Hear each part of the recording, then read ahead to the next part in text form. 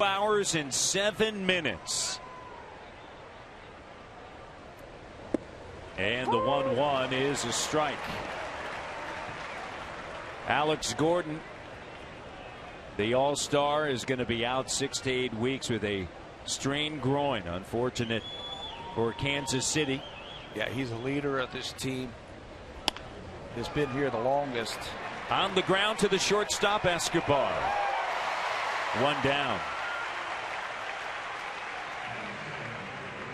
Blue Jays yesterday shut out for only the 3rd time this season. Jeff Samardzija was outstanding as he picked up that complete game. You know, you and I talked about that on the way over to the ballpark today, about the tough pitching that they have run into on this road trip. Anibal Sanchez and David Price, Justin Verlander.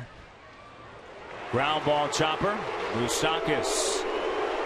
And there are 2 down in the top of the 1st inning. Let's take a closer look at tonight's starter for the Kansas City Royals. This is Danny Duffy. He's got a wonderful arm. He throws very hard. He just has to be able to command it a little bit better. The fastball, you can see on that, that's the average right there. He can rush it up to there 93, 94 miles an hour. Use the changeup, the curveball, and his cutter at 88 miles an hour. The fastball, he's got a good fastball. He just has to put it in a better place. They're hitting .331 off of that fastball. Bautista is the batter, and the pitch skipped up to the plate. And they've run into some great pitching, the Blue Jays. This is an offense, we know how highly touted it is, but in Chicago that was not the case on the south side. 10 runs scored in that 4-game series, 6 in 1 game, and they eventually lost that game in the 11th when Adam Eaton hit a solo home run in the bottom of the 11th, and the White Sox took that game 7-6, and a strike to Bautista. And Gibby was saying before the game today, hey, we have to hit. Yep. If we're going to win, we have to hit. The great pitching that they have seen so far on this road trip, it'll probably continue here in Kansas City. This is a roster, a team whose earned run average is 2nd best in the American League. The other thing that Gibby was talking about, he said, look, with their bullpen, you got to get at them early. I couldn't agree more with any statement when you play the Kansas City Royals. Probably the deepest, the best bullpen in all of baseball. So you have to get the lead against these guys early so you negate what they can bring in from that bullpen. Bautista has struggled on this trip, and over the last 30 games. And the pitch is in. He leads the American League in walks. That's number 66. Let's send it to Jamie Campbell for an update. Jamie?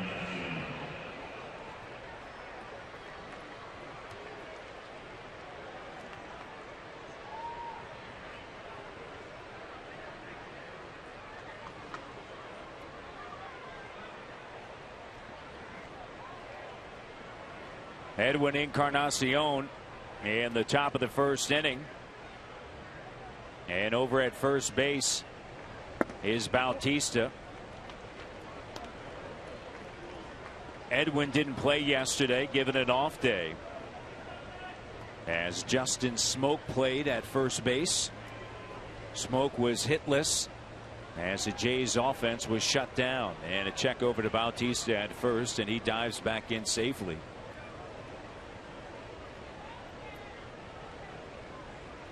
Rained on and off throughout the day, and then at about 5:30 started to come down heavily here at Kauffman Stadium, and a strike is called to Encarnacion. Hats off to the ground crew today, huh? Did a great job. They put the tarp on right when it started to rain, and they actually took it off before it stopped raining. Yeah. But knew that it was, and it should be clear sailing for the rest of the weekend here. And the pitch misses down and in. Duffy spent time on the disabled list. The left-hander was on the DL from May 17th through June 23rd with left biceps tendonitis. And the pitch is called a strike. Adrian Johnson calls the balls and strikes. Jim Wolf at third. Jerry Meals back at second, and Ron Kolpa at first. Boy, that last pitch is a pitch that Edwin usually hammers right on the inner half like that. The 2-2, and the count now runs full. It looks like they want to stay in there. We have seen this time and time again from pitchers. They get the first 2 outs very quickly, and then in the first inning, and then against the power hitters, they start to nibble. They start to try and go to the corner. But Bautista and Encarnacion are 2 hitters that just don't chase. Duffy, since coming back from the DL, 2 no decisions. He's 0-1, runner off in a running and fouled off to the right side. However, he has thrown into the 7th in 2 of the 3 starts since returning from the DL. Well, that's not going to happen tonight unless he can keep his pitch count down. That what I'm talking about, nibbling against these big hitters like that, it runs the pitch count out. He got the first 2 outs, Reyes and Donaldson, on a couple pitches. This is going to be number 19 now in the first inning. Bautista runs, swung on and driven deep to center field, going back up against the wall. Kane is right there. Encarnacion put a charge into it, but Kane was up against the wall. We head to the bottom of inning 1.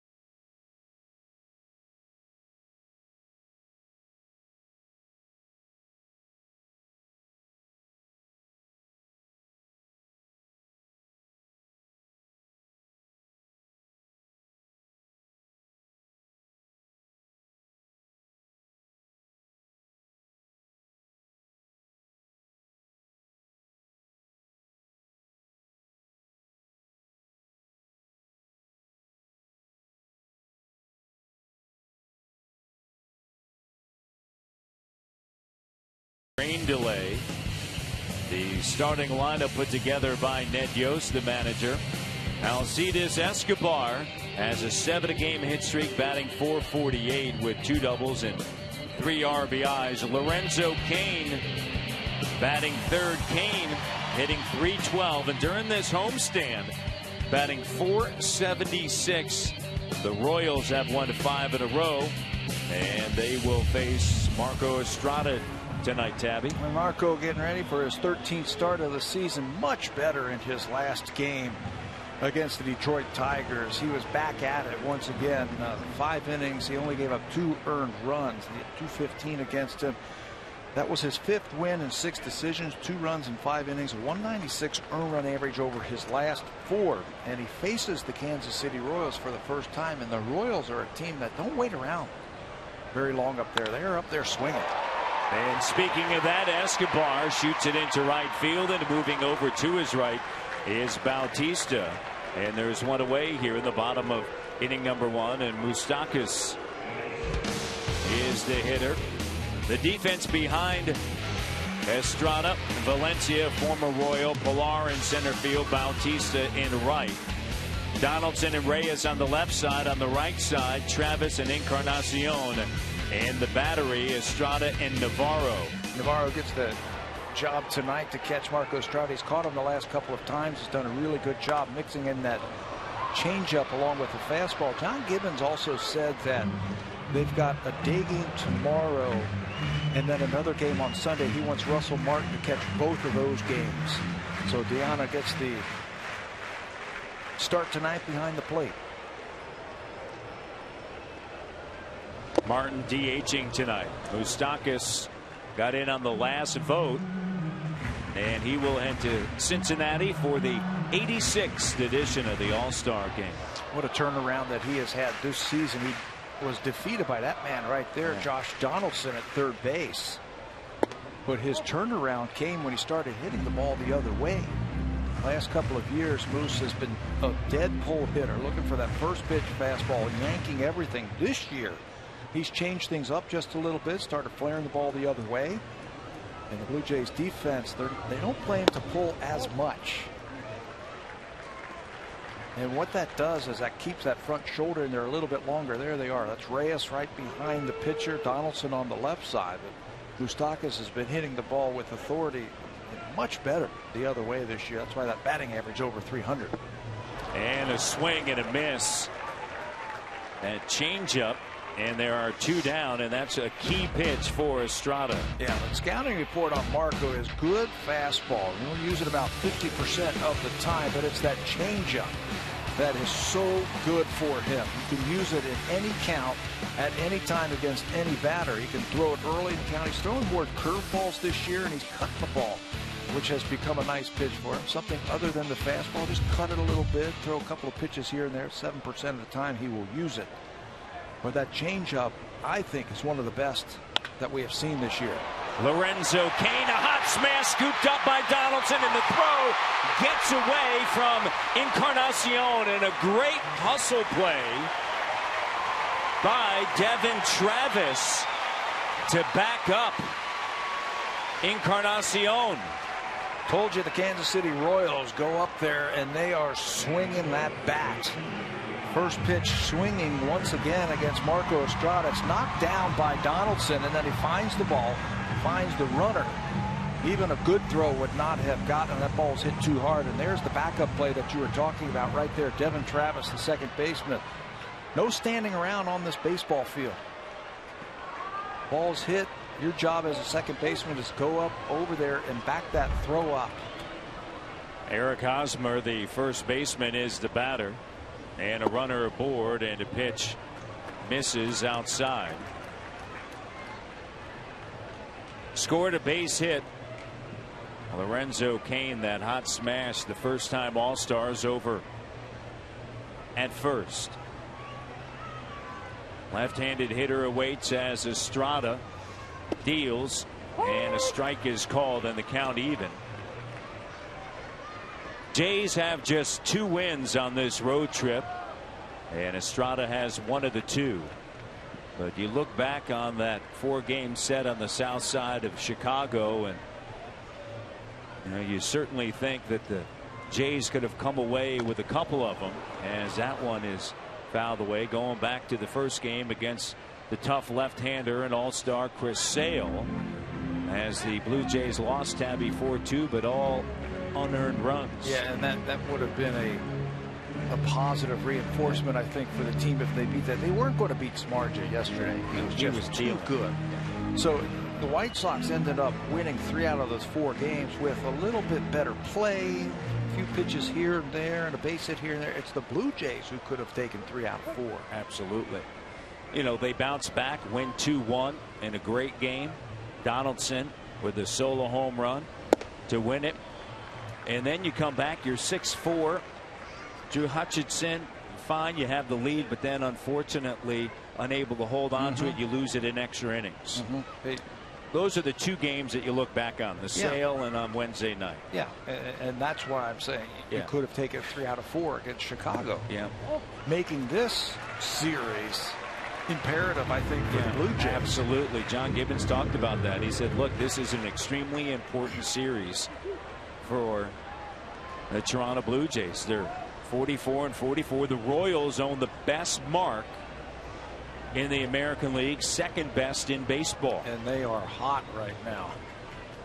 Runner is off, right back off of the shin of Estrada. He's going to scoop it up and no play. Unfortunate there for Estrada. Another infield hit for the Royals. If this ball doesn't hit him, and the Blue Jays are going to take a look at Marco, that ball was hit right off of his shin, and right now he is limping noticeably around the mound. Mike Frosted and John Gibbons are going to go out and take a look at him. If this ball doesn't hit him, it's going to be a ground out. They were playing in the shift, and Reyes was playing right behind Marco.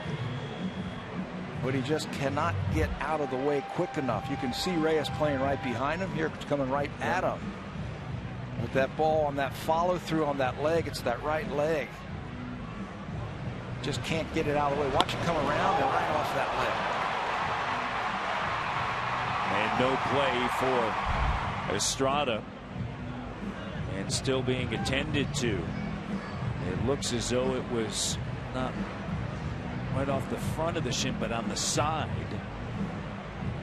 And he's going to try to walk back of the mound right now. Boy, you hate to see this if you're the Blue Jays. Absolutely. In the first inning, the problems that they have had with their bullpen, the innings that they've had to cover just on this trip alone, where the starters cannot go deep enough. Hutch only threw 5 innings a couple of days ago.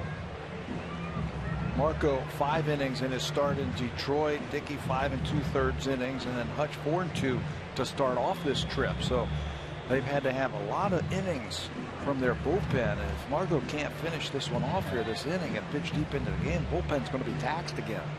Fortunately, yesterday, R.A. Dickey did give them 7. Yeah. And once again, R.A. Dickey unable to get any amount of run support. But the work yesterday, 7 innings, 4 hits, 2 runs. He pitched well. He allowed those 2 runs in the 6th inning. Adam Eaton scored on a pass ball after tripling. And he was able to get Abreu, as you see Estrada. Want to see if he can continue to go. And then Cabrera hit that solo home run and got out of that inning by striking out LaRoche, and then Avisail Garcia grounding out.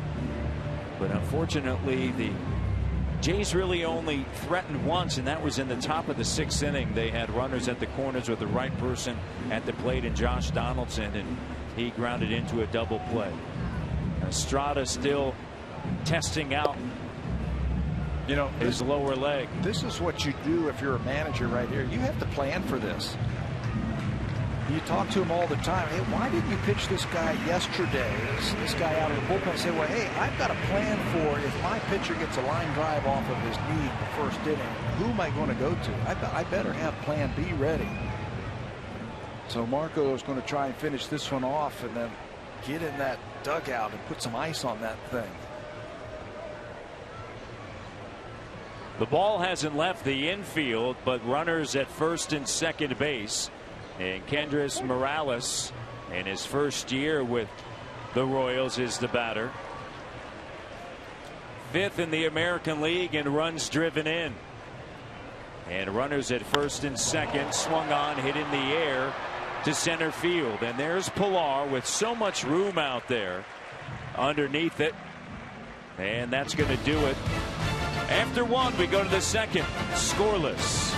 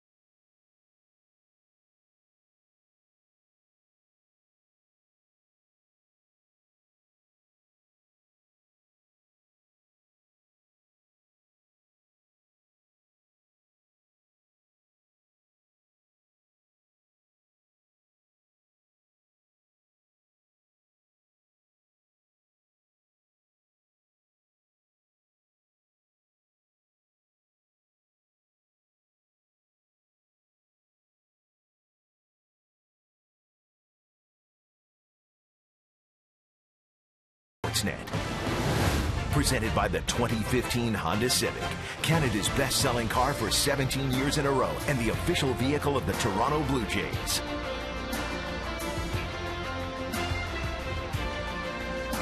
Kauffman Stadium, a great crowd on hand here on this Friday evening. A tremendous fan base in Kansas City. And they have stood the test of time with the rain delay, but then also you look back at the lack of success for so many years, 28 seasons, as Danny Valencia, the former Royal, gets into the batter's box without a reach in the postseason, and then they're back in it last year, Tabby, and they go to a Game 7 ground ball. Escobar, and there's one down. Hey, and the fans are on board too. They had a great crowd yesterday, 32,000. That's 28 times they've drawn at least 30,000 here and 13 sellouts. You couldn't say that 3 or 4 years ago when this team was struggling. That's something that winning does. Brings Absolutely. the fans back out, and they love it. Russell Martin, the designated hitter here on this Friday night. Kansas City, the wild card last year. They have never won the American League Central. As he shows a bunt, the last time they won a division, it was the American League West back in 1985.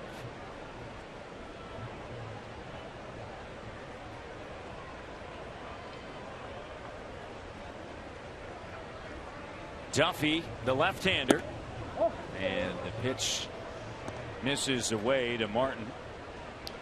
That was the last time they were in the playoffs. Yeah. 1985. You have to go all the way back then when they won the World Series. They beat the Cardinals. Yes.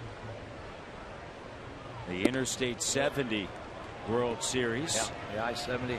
And then there were some lean years for Kansas City. 2004, they won 58 games. I mean, unheard of. This is one of the model franchises for years in the 70s and the 80s.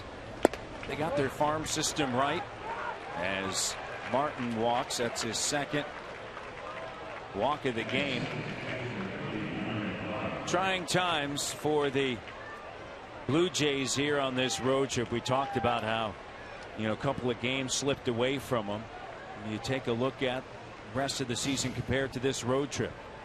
226 average, Yeah. and you know what's really dumbfounding, if you will, against this? They're facing a lot of left-handed starters, and the Blue Jays hammer left-handed starters, but they just don't seem to be able to come up with a big base hit so far on this road trip.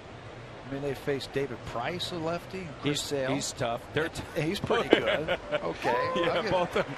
I mean, look at even aside from the left, you go back to Anibal Sanchez and what he did on the Friday night, followed by what David Price did on the Saturday. And then you had Justin Verlander. You're fortunate enough you're able to get to him. You get him. And the reward for that is Chris Sale. The very next day. And then the Quintana kid pitched a great game against the Blue Jays. But these are left-handers that the Blue Jays pump. They hit lefties well.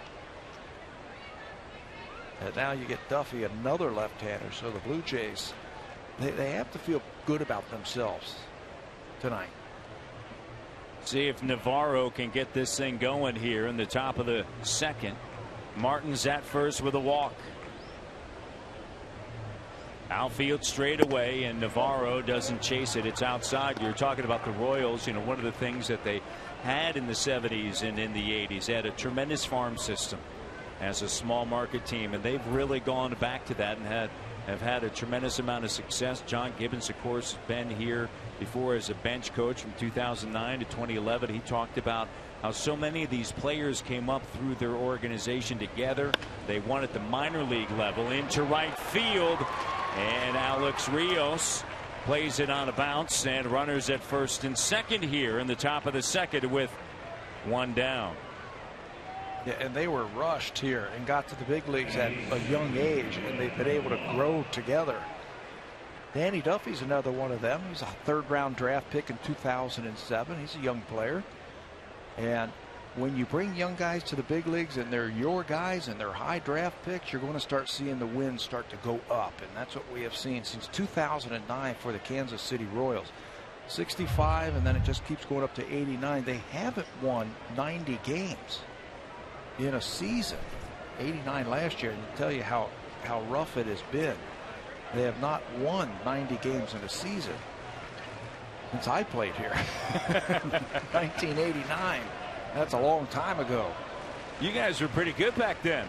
Runners at first and second, and the pitch to Kevin Pillar.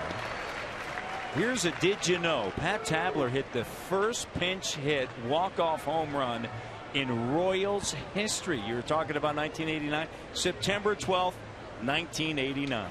And that was one of our 90-plus wins that year. Well, when you get pinch hit walk-off home runs, you're going to win 90-plus. Yeah, we had a good team. We just couldn't beat the Oakland A's. You know, the Oakland A's were loaded, if you remember that. And they won the World Series that year, didn't they? Yeah. But we couldn't beat. We had some good players, too. Oh, yes. The 0-1 on the ground in the hole, backhanded by Escobar, and he goes to second base. Runners at the corners and 2 away. Don't know if they were going to be able to turn the double play on that one. Escobar is an excellent fielding shortstop. Catches everything, but look where the ball is. That's too far of a throw, even if he comes up with it, and Pillar runs too fast to get doubled up on that one. Devin Travis is the hitter. He has been successful on this road trip. He is 9 for 25. And the second baseman, right man up in this situation, and he takes a strike. How about that for some respect for the number 9 hitter? Let's throw him a deuce, a breaking ball on the first pitch. Legit numbers right there. 296, 7 home runs, and 31 driven in. Travis led off yesterday for the Blue Jays, and he was 2 for 4. They go the short way, and that's going to do it as Travis ends the inning on a fielder's choice. We head now to the bottom of the second, scoreless.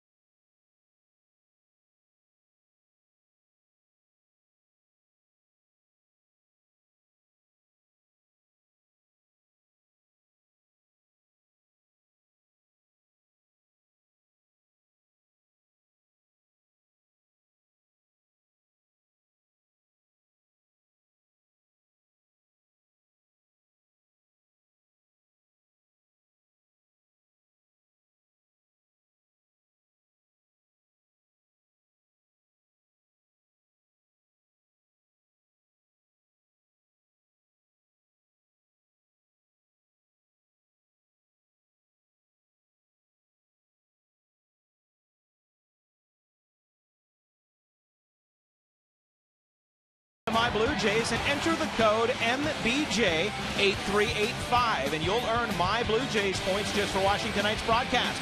The entry box can be found on your My Blue Jays homepage. The code must be entered by 11:59 tonight. That means you still have a couple of hours, but the game will probably still be going on. Look for a new code tomorrow. A lot of season ticket holders here at Kauffman Stadium tonight, Matt. Absolutely. Every place we go, you will see a great fan base that the Toronto Blue Jays have. So some fans make the trip down from Winnipeg to Kansas City to check out their Blue Jays, and good to see Marco Estrada back out on the hill. Oh, this is very good. I was watching it come off the mound to end the bottom of the first inning, and he was limping. I'll get a little help in between the innings there. Swing and a miss. Salvador Perez, 25 years of age and already a 3-time All-Star. Infante and Rios. Right-hander deals and swung on and looped over the outstretched arm of Jose Reyes, and it's a base hit. You know, I like this approach by the Kansas City Royals offensively as they go up there, they're swinging, they're trying to be dangerous. That fastball beats Salvador Perez. It breaks his bat, but he's strong enough to get it over Reyes for a base hit. An 0-2 pitch. And because he's an aggressive swinger, keeps that hit streak alive. Omar Infante, the 33-year-old, in his second year in Kansas City, is the batter. Even with the bag at third is Donaldson, as this one is lined just foul down the right field line.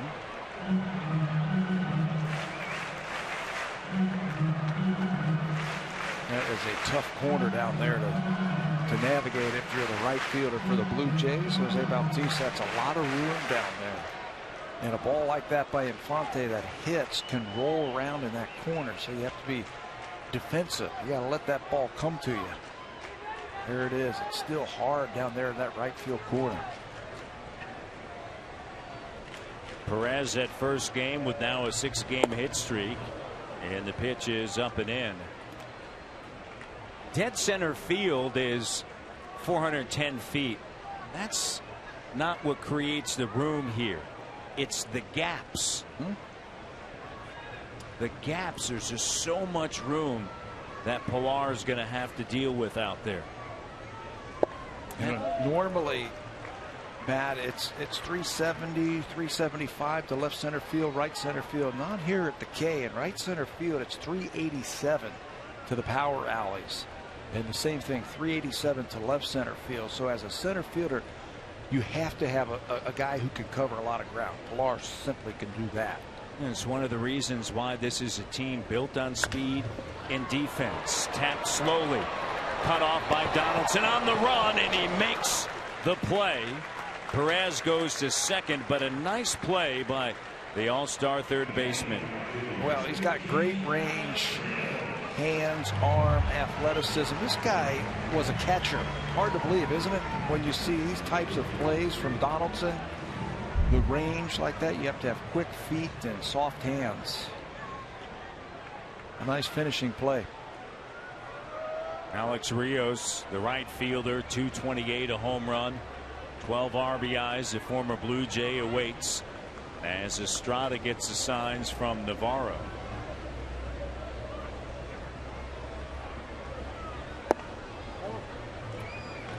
It's an approach here of building this team that really dates back to when you were here and even before then, where you have speed, defense, and pitching. Certainly when there was carpet here, the AstroTurf, you needed a fast center fielder. And that's something the Kansas City Royals have always had. They've always had fast center fielders and very good defenders up the middle. This one swung on and driven to the gap in left center field. It's off of the wall on one bounce. Rios has a stand-up double, and Perez scores. Just talking about so much room to cover, and that one drilled into the gap in left center field. Well, in those gaps, you're not going to catch this one. It's just hit hard right over the middle plate. It looked like it might have been a cutter that he wanted down and away, and it stayed over the middle of the plate. That's a familiar swing for Blue Jay fans right there. Alex Rios hitting that ball hard up the gap. No chance for the Blue Jays to catch that one. And Rios has an RBI. Starting to hit the ball a little bit better as of late. 7 for his last 24.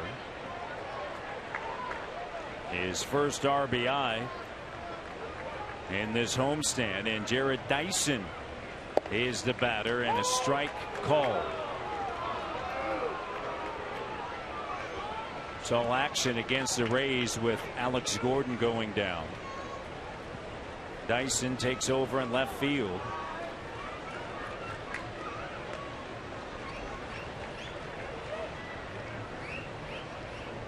Gerard Dyson waits, and the pitch. Did he go around? There's that changeup right there. Dyson's been a valuable player for Kansas City as a fourth outfielder slash pinch runner. Late in ball games and tight games, tied games late. He'd be the guy who pinch run and steal bases for you and get into scoring position, win the game for you with his legs. Now he becomes an everyday player in the outfield, at least for the next 6 to 8 weeks.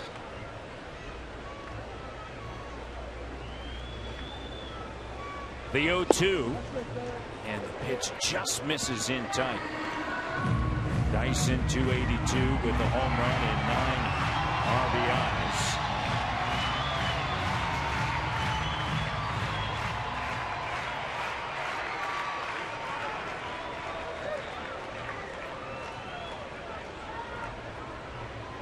Estrada comes set, checks on Rios, and the pitch.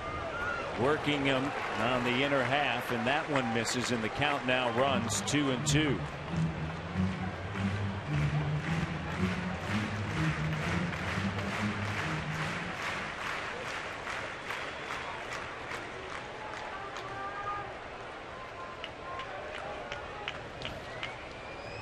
One nothing Royals. Bottom of the second. Gets away from Navarro and quickly bounces back towards him.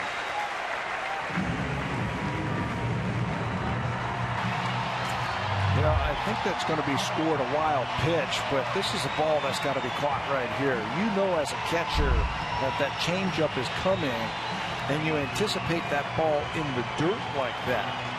He just didn't get down and block that ball fast enough. It went underneath his glove. Back to the backstop, and now the infield has to come in. Dyson, the 30-year-old, with the infield in, as Tabby just mentioned, in the pitch. Chop foul. You know, we were talking about him being a fourth outfielder and do some things to help your club. How about this type of defense in yesterday's game? It just electrified this ball club. Remember, he's taking over for an all-star and a gold glover in the outfield in Alex Gordon, and that type of catch right there said, okay, you know what? Things are going to be okay with Gordon on the disabled list. Played in a career high 120 games last season as he fouls the pitch off. Drove in a career best 24 runs last season.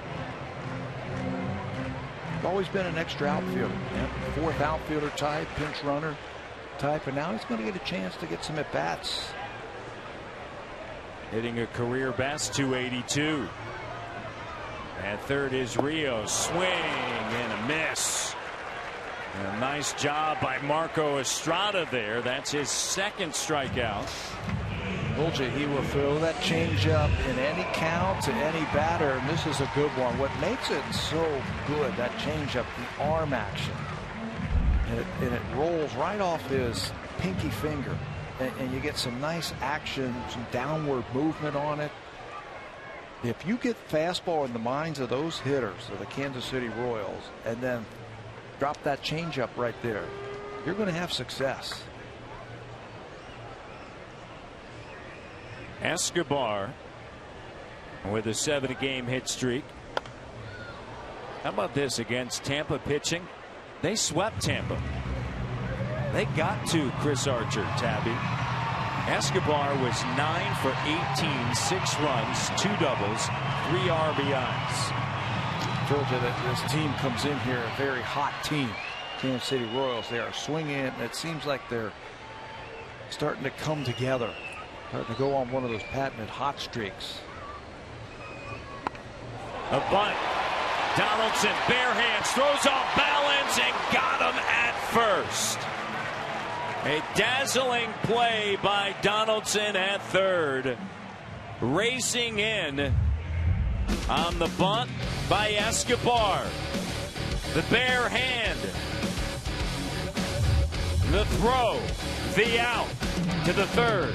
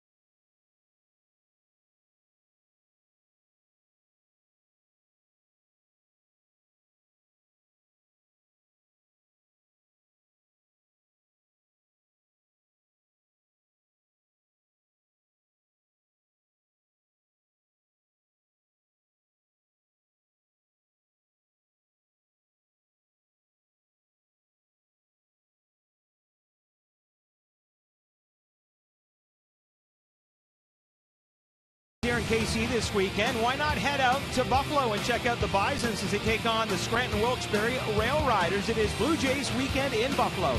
Tomorrow, July 11th, the first 3,000 fans will receive a Bisons duffel bag. And then on Sunday, the first 3,000 fans get a Bisons affiliation replica jersey. Not only that, Blue Jays alumni Cecil Fielder and Mookie Wilson will be in attendance. Go to bisons.com for tickets. Matt?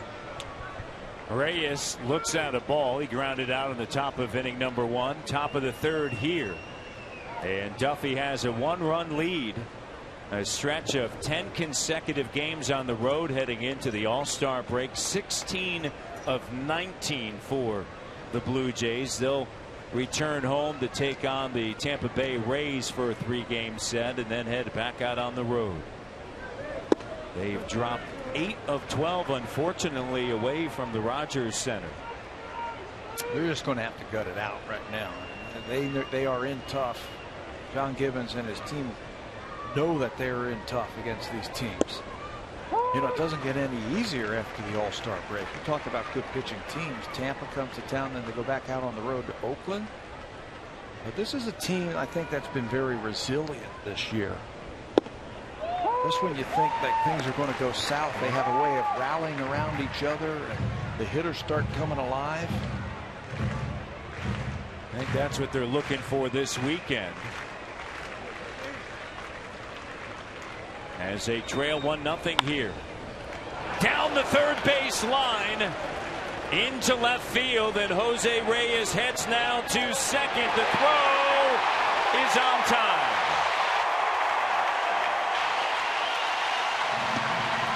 You know, I told you this team can play some defense, and if you're Jared Dyson and you're filling in for an All-Star and a Gold Glover, you got to do things to help your team win. This ball gets by Moustakas. It looks like it's going to be down the line, but quickly Dyson gets over there and cuts that ball off right at the foul line and throws an absolute strike to second base. Check this out. One hop, and he's sitting there waiting for the base runner, and Danny Duffy likes that. He knows how important it is to get that first out of the inning.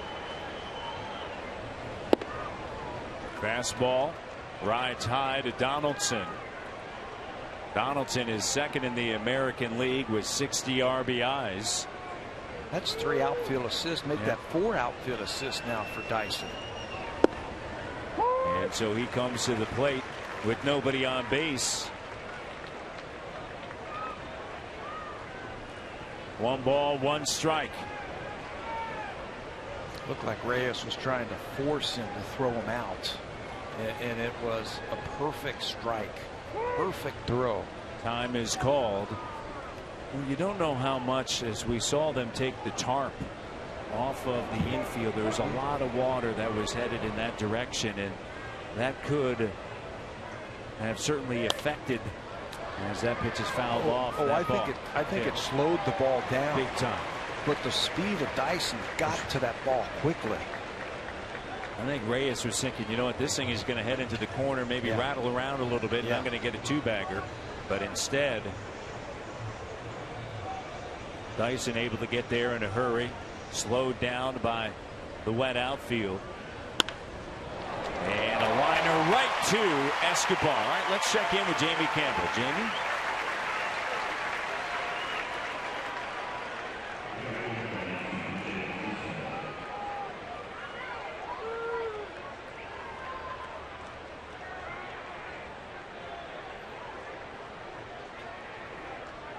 One nothing here in the third. Bautista is the batter. With 2 outs in the first, he walked his 66th walk. It leads the American League. And with 1 swing of the bat, he could tie this game up. Bautista 0 for 4 yesterday. Yeah, the batting average hasn't been there like we have seen Bautista in the past, but his on-base percentage coming into this game, 380. Built up by all those walks that you were just talking about. Number 1 in the American League now is 66. That on-base percentage was 8th best in the American League. But I think if you're the Blue Jays, I think you want to see Jose swing and drive in runs. The walks are nice, but they need this guy to produce. His last home run came in the top of the 5th inning, and that was against Justin Verlander last Sunday. A 2-run shot to left field. You know, to his defense, the pitchers have pitched him awfully tough. Line drive into left field, and it is over Escobar. And so a 2-out single for Bautista. He's been on twice. He had just 1 single, 1 base hit against Chicago. Well, they challenge him with that ball down and away, and Jose hits it hard. That's your classic hit right there by Bautista. Gets that front foot down, and it's just out of the reach of Escobar, the shortstop. But been pitching him tough. 3-1 breaking balls, change ups, and fastball counts. I mean, nibbling on the corners. He just hasn't had a lot to swing at. Foul territory. Hosmer settling underneath it, and the 2-time Gold Glover puts it away. We head now to the home half of the 3rd. Royals lead 1-0.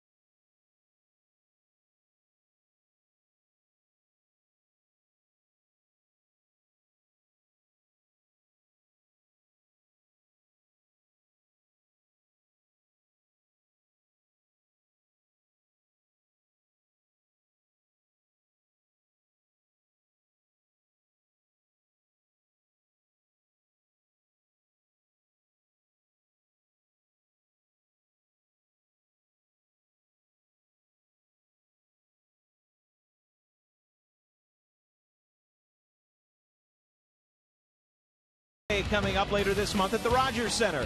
Join us as we turn the ballpark into a winter wonderland. Sunday, July 19th, it's the Blue Jays against the Rays at 1:07, and the first 20,000 fans will receive a pair of Blue Jays winter mittens. Go to BlueJays.com for tickets. It's too bad it wasn't Umbrella Day here at the ballpark. A lot of fans needed an umbrella here this evening. 2-hour and 7-minute rain delay. Bottom of the 3rd, and Estrada, who was hit by a liner off of the bat of Hosmer in the bottom of the 1st inning, continues to work. And a swing and a miss. Mike Moustakas, the 3rd baseman, struck out in the bottom of the 1st inning. Kansas City, they own the best home mark in the American League. They're 28-15. Houston is 28-16, and Minnesota is 28-16. One of the reasons for their success, interestingly enough, they're 7-6 this season, Tabby, against the East. They've had a bundle of success in their division, with 2 of the 5 teams under 500 in Cleveland and Chicago. Heading into tonight, the only team in the American League with 50 wins. And again, they come into this game a very hot team. 5 straight with that sweep of the Rays. They're hitting it right now. They're hitting that baseball. Only St. Louis has more wins. Pittsburgh is 50-35, but Kansas City 2 less games, a better winning percentage. If you look around the majors, Houston coming into tonight 49-39, and the Dodgers are 49-38. 17 games over right now for the first time since the end of the 1989 season. Playing some good baseball. It's one of the reasons why all these fans stayed here despite the 2+ hour rain delay.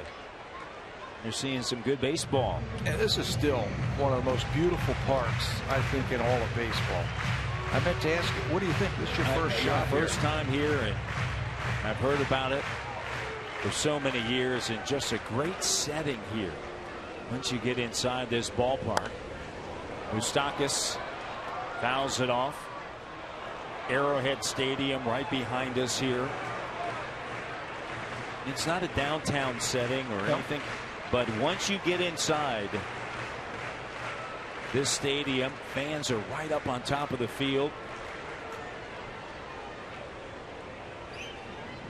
It's a great place to watch a game. In the air to left field, Valencia is underneath it. Valencia puts it away, and there's one away here in the bottom of the third, and Lorenzo Cain is the batter. Cain was first pitch swinging last time up, and it was a one hopper to Donaldson and ruled a infield single. Cain, the center fielder, with Estrada dealing. And the changeup is a strike. He was originally selected by Milwaukee in the 17th round in the 2004 amateur draft at a Tallahassee Community College in Tallahassee, Florida. Well, you want to talk about a successful trade. I think both teams got what they were looking for. It's the Zack Greinke trade from Kansas City to Milwaukee. How about the haul that the Kansas City Royals got for Zack Greinke? Cain a part of that, as it's fouled right back towards you, Tabby. I just couldn't get it. Tab, all you needed was your glove. Yeah, I was close. You know, they were able to scout the Milwaukee Brewers, the Kansas City Royals did, and they found some players down in the low minor leagues that they said, you know what, these guys might be pretty good someday. And they traded an all-star pitcher and got a couple of very good players. 2 outs. Hosmer. Well, this is the return on the Greinke deal. Lorenzo Cain came over in that deal. Alcides Escobar. Oh, by the way, those two are starting in the All-Star game. Thank you very much. Jake Odorizzi came in that deal, who was then shipped over to Tampa Bay for James Shields, and we all know what he did for him. Jeremy Jeffress was also in that deal, who was a Blue Jay at one time. Drilled into right field, and a 2-out single. Hosmer is aboard. And Kendrys Morales. Infield single last time up, off the leg, and now this time he's become a much more aggressive hitter. When he first came up, it was almost like he wasn't real sure what he wanted to do. Was he going to be an on-base kind of guy? Was he going to be a power guy? The last couple of years, he's become more comfortable at the plate and goes up there swinging. Swings hard. First pitch that time, it's a bullet in the right field. First pitch strikes. 11 of the 13 first pitch strikes for Estrada. Now 11 of the 14. It's a combination of Estrada getting that first pitch over, and then the Royals being extremely aggressive, as you mentioned.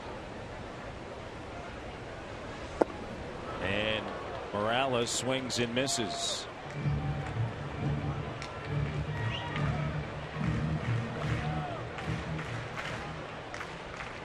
Morales, with runners at first and second in the bottom of the first inning, flew out to center field. Signed a 2-year deal. Signed as a free agent. And he gets underneath this one and drives it into right field. Bautista moving to his right, settling underneath it. 2 steps shy of the warning track, and that's going to do it in the third. Through 3, it's 1-0 KC. Let's go to the 4th.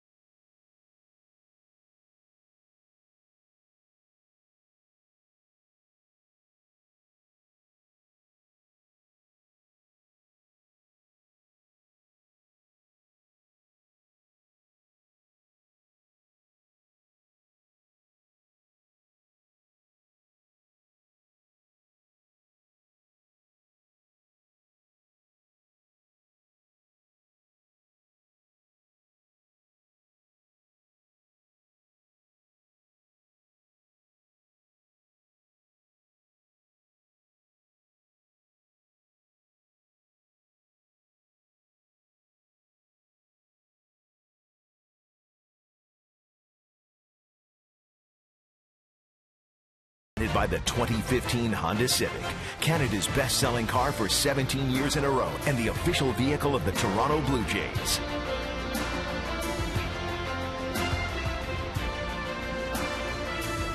In Kansas City on a Friday night with the Royals leading 1-0. Valencia, Martin, Navarro, if anyone gets on, Pilar. Valencia grounded out to Escobar at short in the second. He was first pitch swinging, if you remember that at bat against the left-hander. That's where he does his thing, when he's aggressive at the plate. I thought in that Chicago series, he wasn't as aggressive as we have seen him in the past. He was taking a lot of pitches right down the middle, like he was guessing along with the pitcher. Spent time in Minnesota, Boston, Baltimore, and 36 games with Kansas City.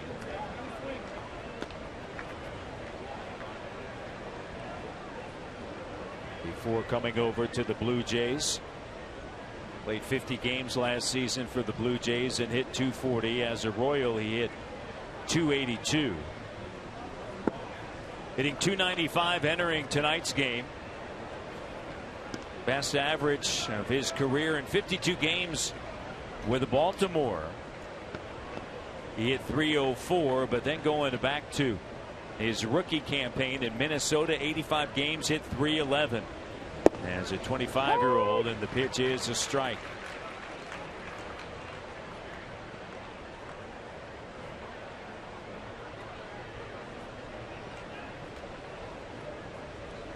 Duffy rocks back, and here's a 3-1 and a ground ball foul.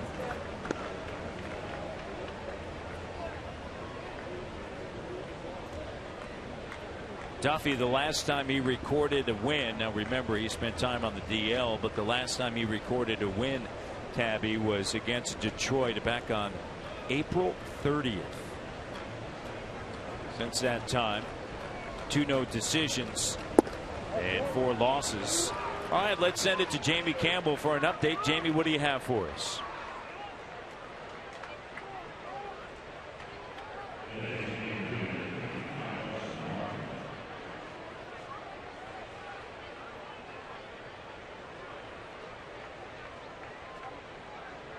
It's 1-0 here and a leadoff walk. The third walk of the game for Duffy. Blue Jays haven't capitalized yet, although Martin did reach third base back in the second. Here's Martin now, and he looks at a pitch down low and outside. I got a note on that Trout home run for you, okay? It's his 25th home run, 4th player in Major League history with 4 seasons of 25 homes through their age 23 season. Pretty impressive. The others are all in the 500 home run club. Frank Robinson, Eddie Matthews, and Mel Ott. I mean, every time Mike Trout does something, his name gets mentioned with the greats in this game. Absolutely. And he's 23.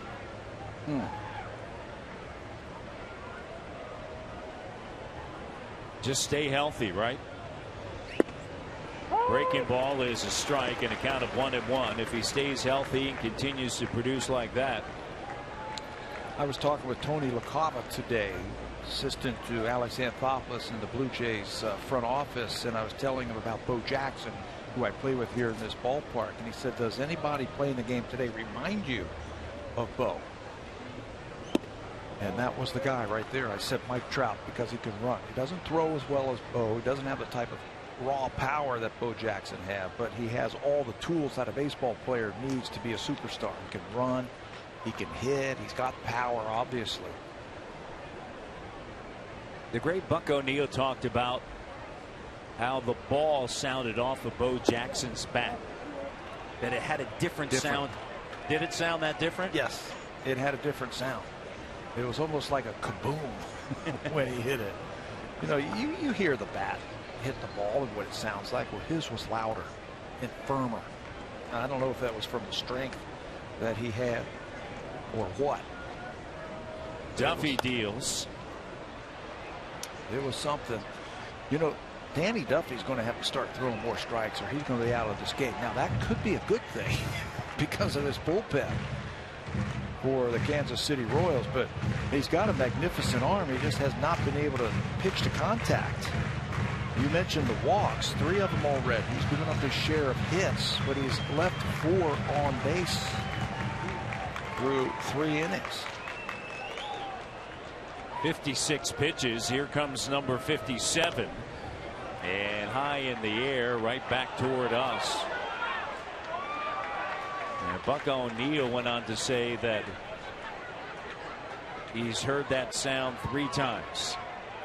Babe Ruth, Josh Gibson, and Bo Jackson. Wow. And that's true. I believe it because I've never heard it since. Full count offering. And fouled off once again. Might have been ball 4 right there. A nice long at bat right here by Russell Martin. This is typical Martin at bat right here. Work over that pitcher. Russell DHing tonight.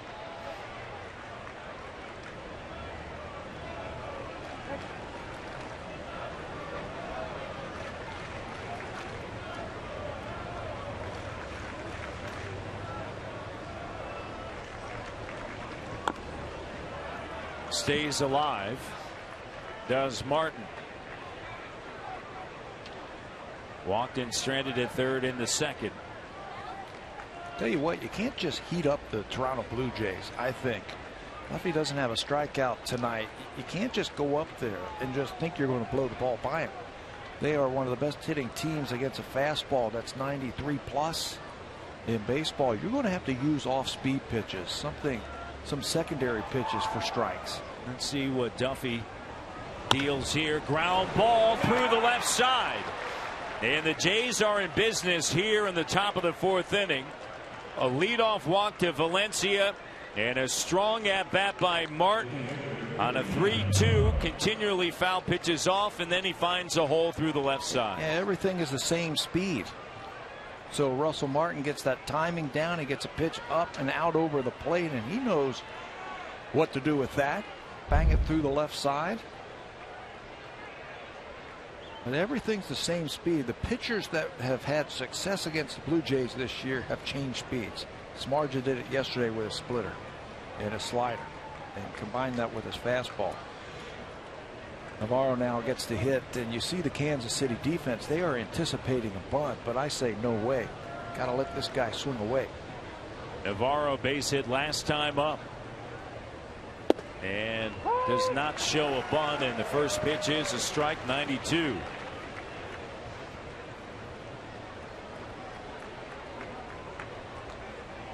You can see Moustakas, the third baseman, still in on the grass, anticipating a bunt here from Navarro.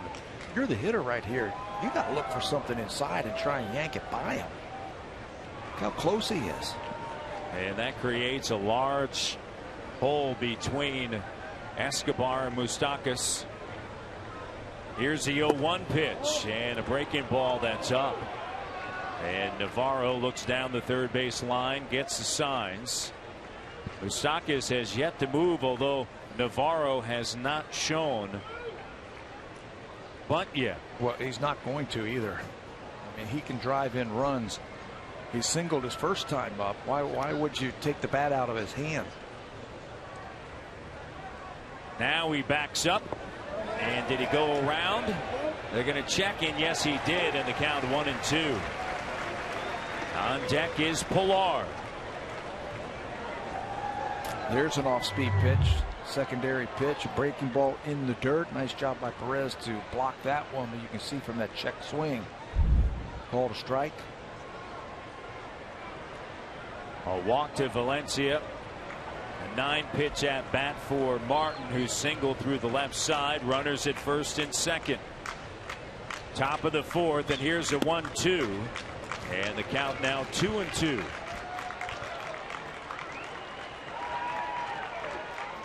Outfield shallow on Navarro. He has 2 home runs this season.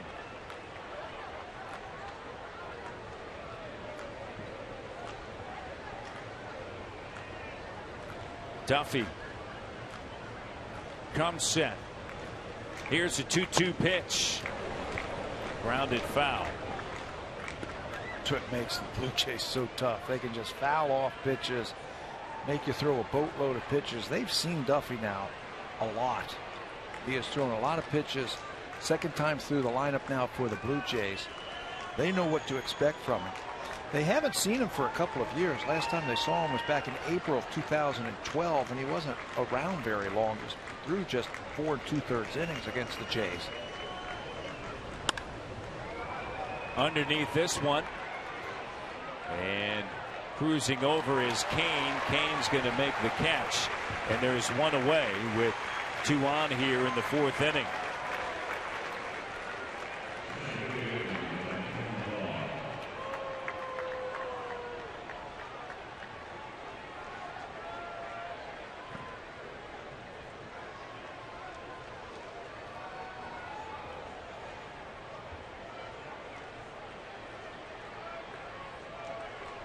Kevin Pillar, the hitter.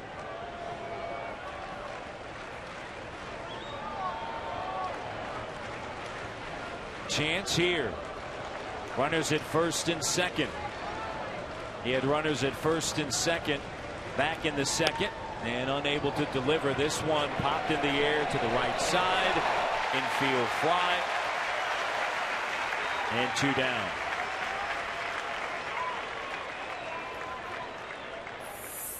The 2015 Honda Civic is Canada's best-selling car for 17 years in a row and the official vehicle of the Toronto Blue Jays.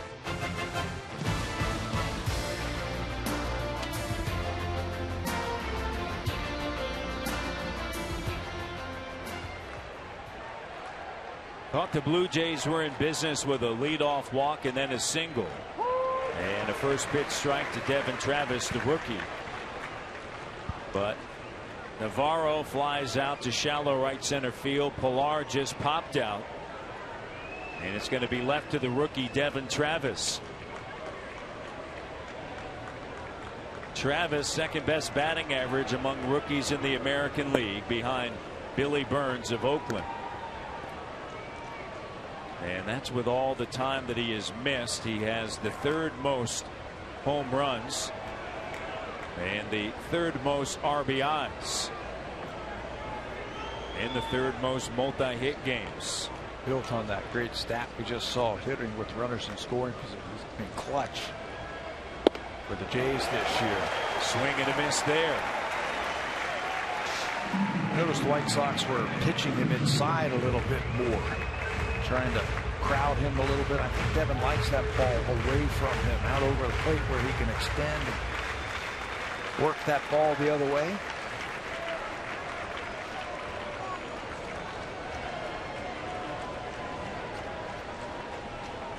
They set up outside, and he lines it the other way, going with it. To your point. Yeah, he likes that ball away. He stands off the plate and really strides into the ball. As a pitcher and as a catcher, if you don't know him, you think you can get him out on a pitch on the outside corner. But I think you're playing into a strength right there. Now the two battery mates get together to figure out what they want to do here. 26 pitches in this inning. 71 for the game.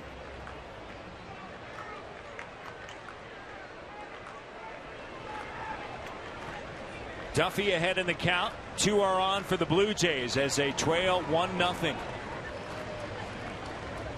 Travis awaits the 1-2. And he doesn't chase it in the count now. 2-2.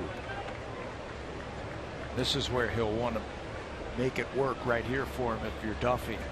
He doesn't want to run this to 3-2. I think Devin knows that.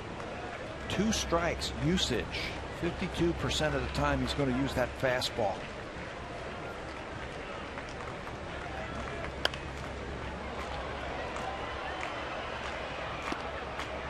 Travis stays alive. He's a tough out in that 9-hole.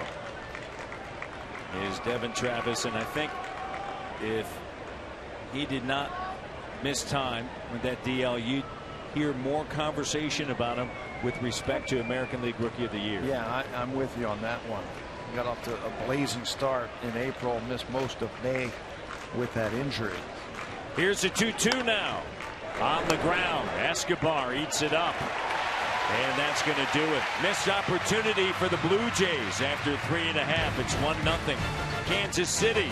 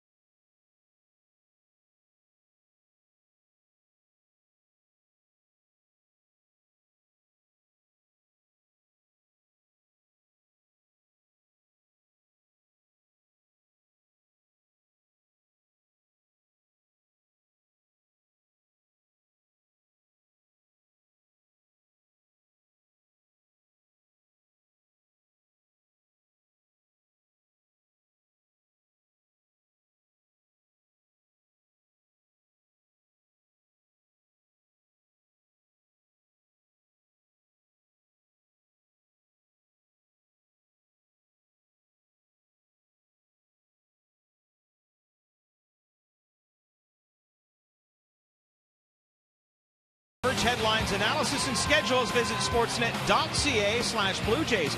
And something else you'll definitely want to check out is our new Sportsnet Live Tracker. All the live stats and information you need for any game you want. Check it out at sportsnet.ca/MLB Live Tracker. Great way to follow the game on your computer while watching the guys here on TV.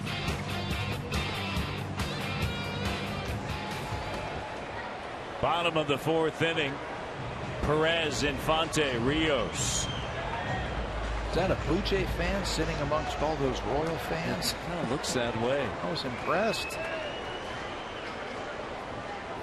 Perez, his career against Toronto, hitting .324. Last time up, singled to begin the second. And came around to score on a double off of the bat of Rios. High in the air on the right side. Devin Travis puts it in his pocket, and there's one away here in the 4th. Is that one? I think there's a couple over there. Royals. I see Royals hats. I see Royal jerseys. I think maybe to his left. On the right of your screen, actually, I think there might be. There's some Blue Jay fans in there as well. Okay. They come in numbers. Infante in the second. Out on a nice play by third baseman Donaldson as he tried to bunt his way aboard.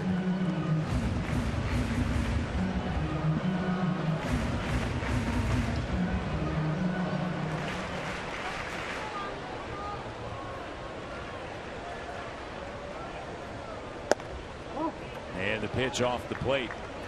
And the count of 2-1.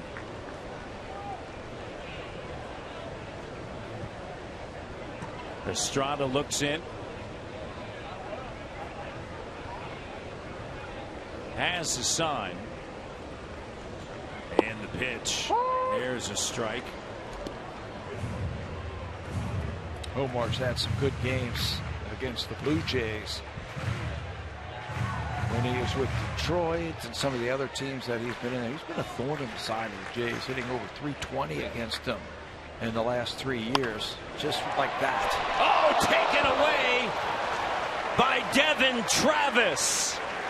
Times it perfectly, and Devin Travis with a tremendous play here in the fourth. Those types of at-bats by Infante, just poke at the ball and find a hole, but Devin Travis says, now wait a minute, now I can get up. He times it perfectly. Right at the height of his jump, he snares that line drive. Look, for sure it's going to be a base hit. 2 outs. Rios has the lone RBI in this game. He dumps it into right field. Bautista plays it, and it's a 2-out single. Not wasting any time as he swings at that first pitch. They never do, and now that play by Travis becomes even bigger. Right there, Infante would have been on third base, first and third, and just 1 out, but that line drive caught by Travis for the second out makes things a little bit easier for Marco Estrada. Gerard Dyson here with 2 outs and Rios at first base.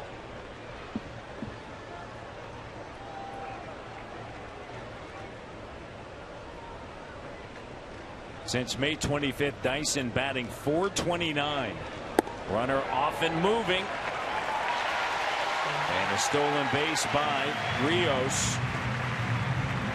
He has not been caught this year at those long strides, 6 for 6, and he picks on a good pitch. It looked like a changeup. He goes as soon as Marco picks up that front leg, and no chance for Navarro to throw him out. Good time to run right there. If you get thrown out, then Dyson leads off next inning. If you're safe, you're in scoring position where a hit scores you.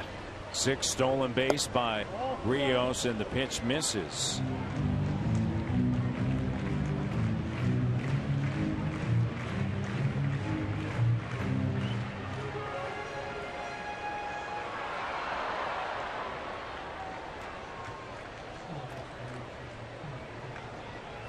Dyson awaits, and the pitch is in the dirt. Navarro asks for a new baseball.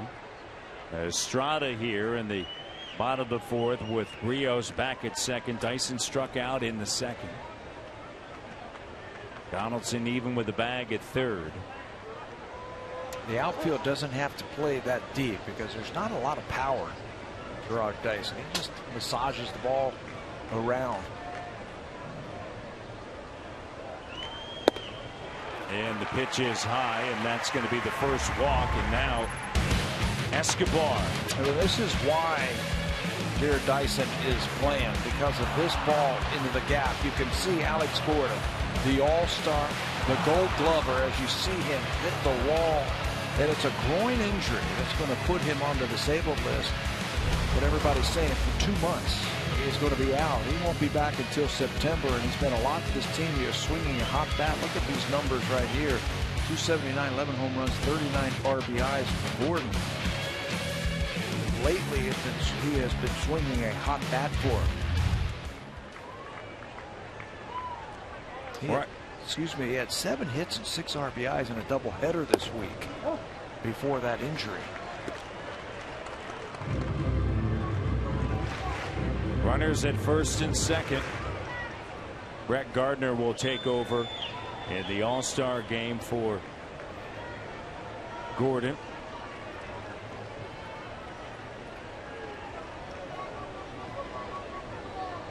Escobar, the batter. He's 0 for 2. Fouls it off to the right side.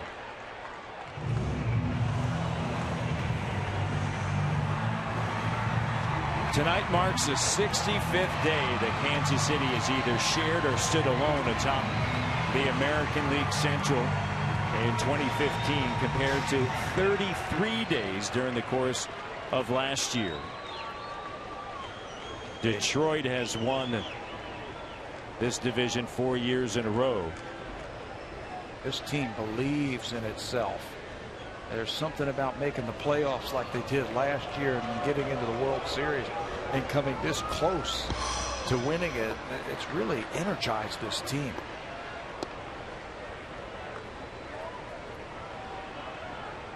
Bottom of the fourth, 2 on. Rios a 2-out single, blooped into right field, and then a walk. Rios at second. Dyson with speed at first. Escobar awaits, and the pitch is a strike, and the count in favor of the right-hander Estrada.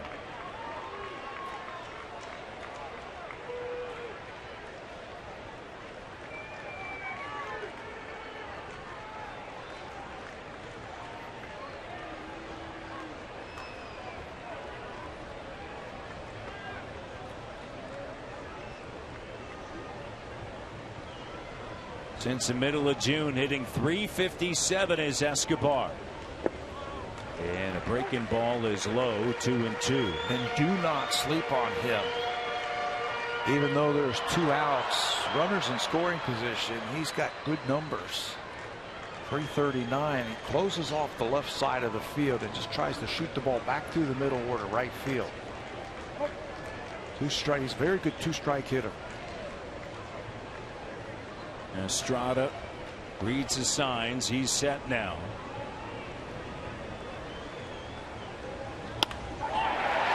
Looped over the head of Travis. 1 run is in and runners at the corners. It's 2-0. That's what I mean right there. That's exactly a classic Alcides Escobar 2-strike. 2-out hit with a runner in scoring position. Let the ball get deep, shorten things up, inside out swing, just try and push the ball the other way. He has become such a good hitter with that approach. .339 runners in scoring position. That's going to go up with that base hit. The Royals take that 2-0 lead. 2-0 now for KC. Runners at the corners and Moustakas is the batter.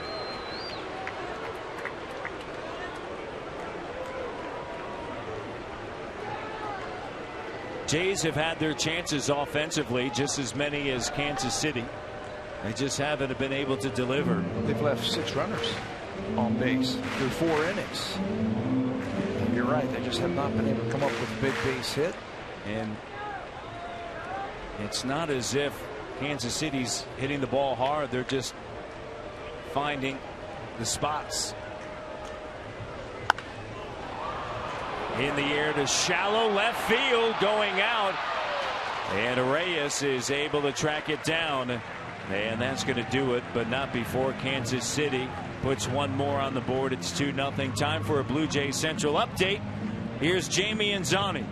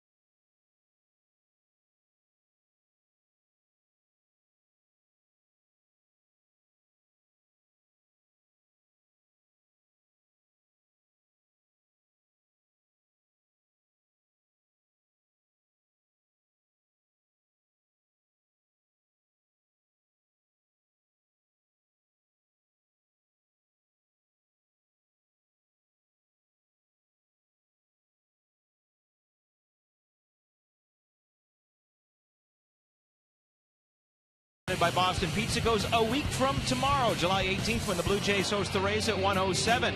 Join us pregame outside Gate 10 for inflatables, activities, and lots of fun. After the game, kids 14 and under can run the bases just like the pros. Go to BlueJays.com for more details. Matt? Baseball and some cotton candy. Able to get that baseball. A proud moment.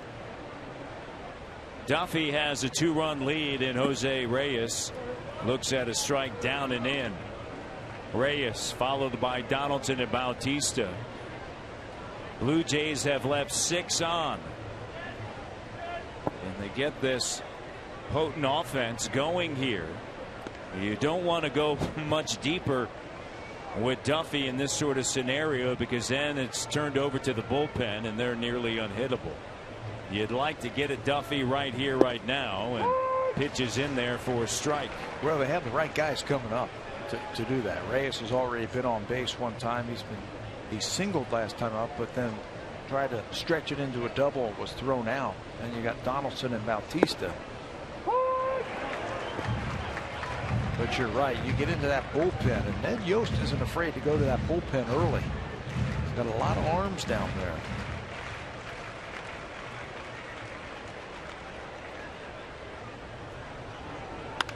The 0-2 hit in the air to center field. Kane has a beat on it, and underneath it, and there's one away here in the top of the 5th. Save during the plumbing, cooling, and electrical expert sale. Only at Home Hardware and Building Center locations. Homeowners helping homeowners with expert advice. Donaldson is the batter here.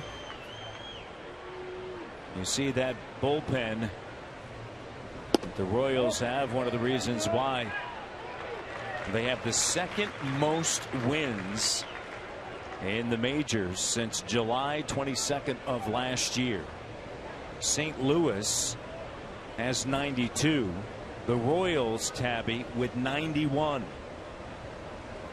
And the pitch swung on, hit in the air to shallow center, and Kane is right there. And let's send it to Jamie Campbell for a Blue Jay Central update.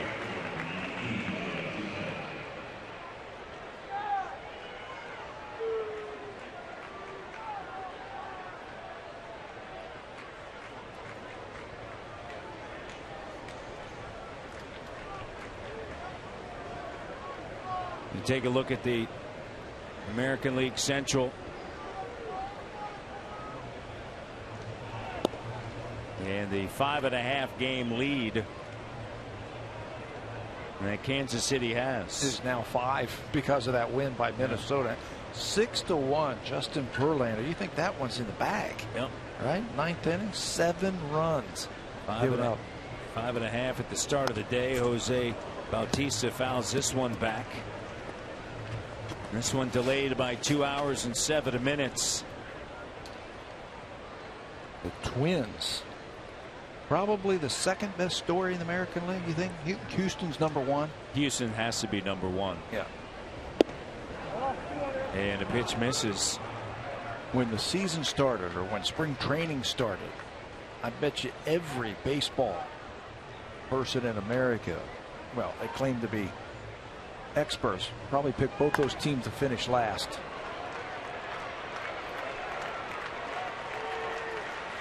Kane puts this one away, and it's a 1-2-3 as Kane was involved in all 3 outs. A 1-2-3 top of the 5th.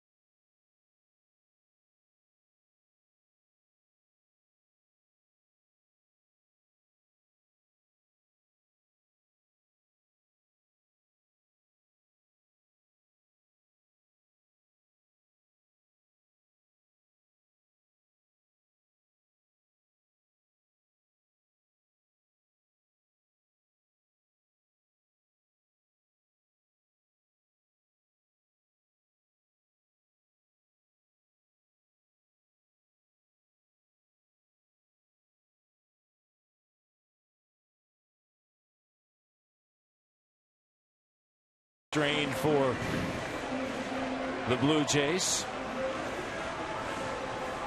which is hard to believe given the fact that they've had so much success based on that offense. But they have struggled as of late. It has carried them. Yeah, I think to this point of the season, the offense, an incredible amount of runs, 470 runs scored by the Blue Jays already.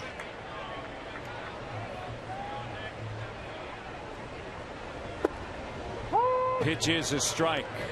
Lorenzo Cain. Hosmer, Morales, middle of the order for Ned Yost. Hitting .313. He's 1 for 2 here. And hit in the air off to the right side. And it's curving foul and out of play.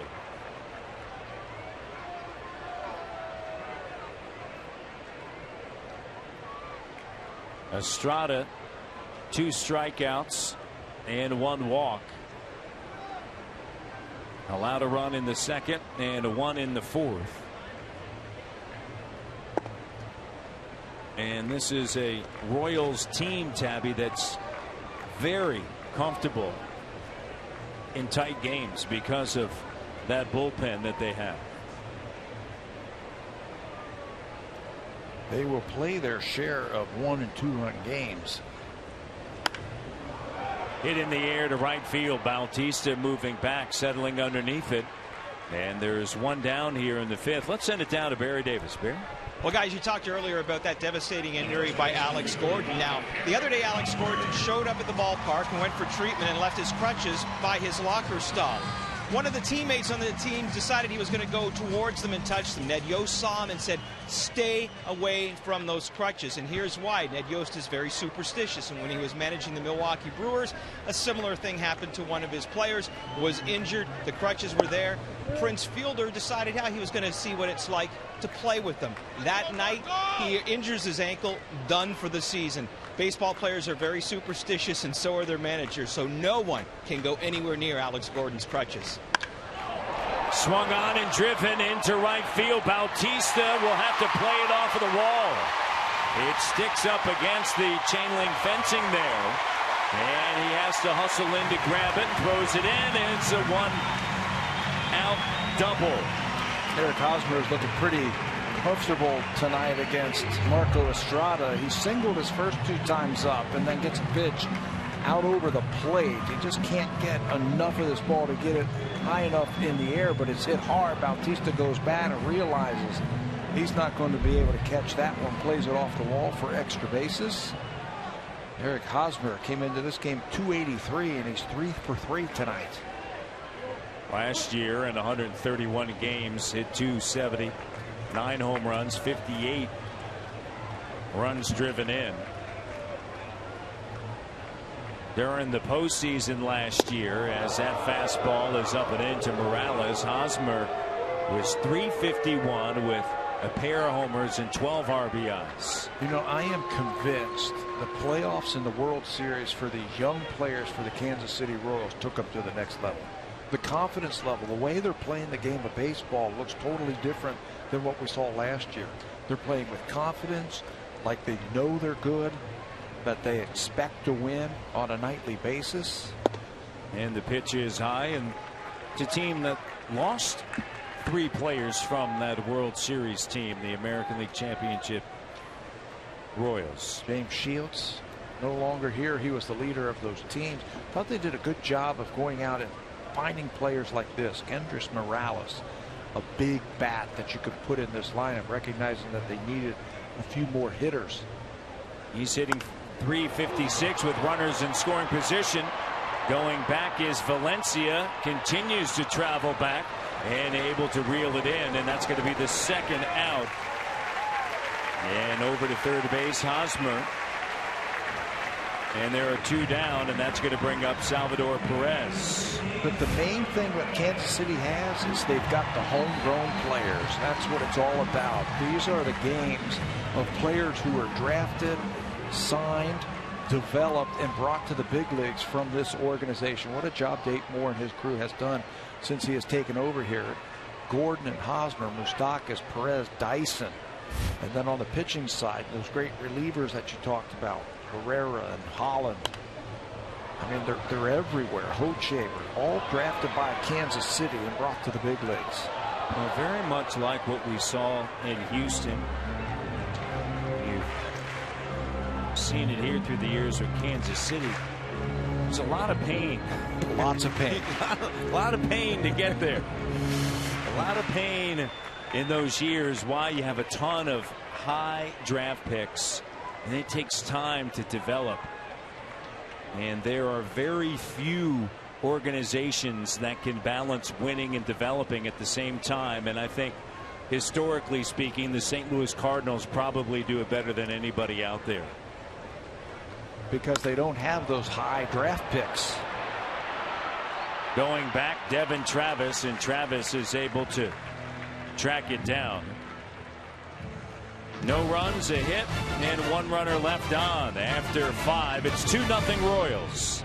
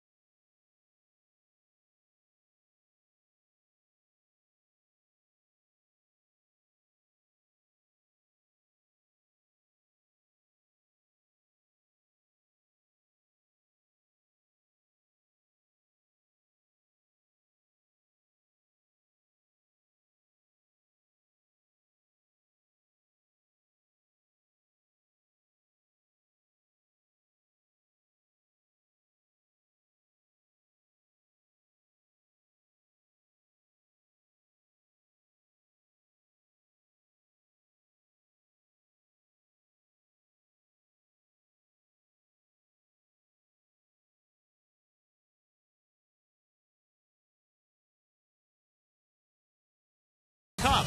It goes Saturday on Sportsnet World at 6:30 Eastern, 3:30 Pacific.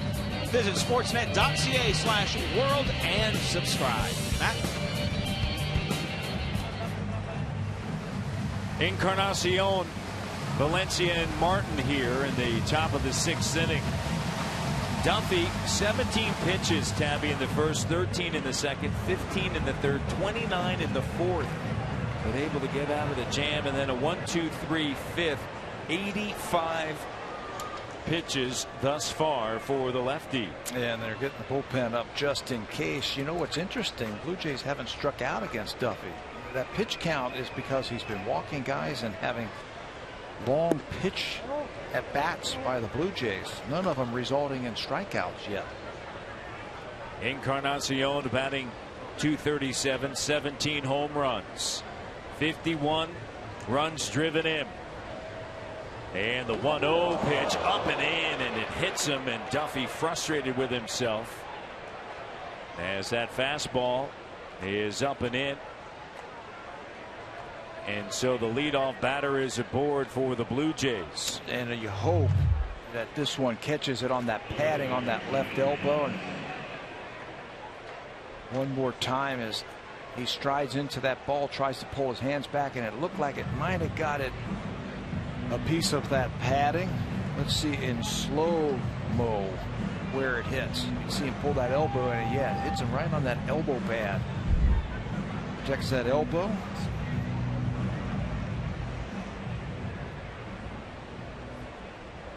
Leadoff batter is aboard, and here's Danny Valencia.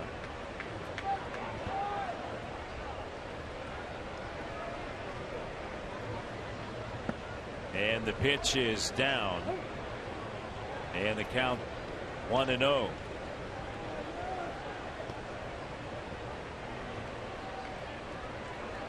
Valencia, 17 of his 38 hits this year have gone for extra bases, 12 doubles and 5 home runs. Early in the season, he was really driving the ball to right center field effectively. That's where he got a lot of those extra base hits. This looks like it's tailor-made for a double play. Let's send it to Jamie Campbell. Jamie?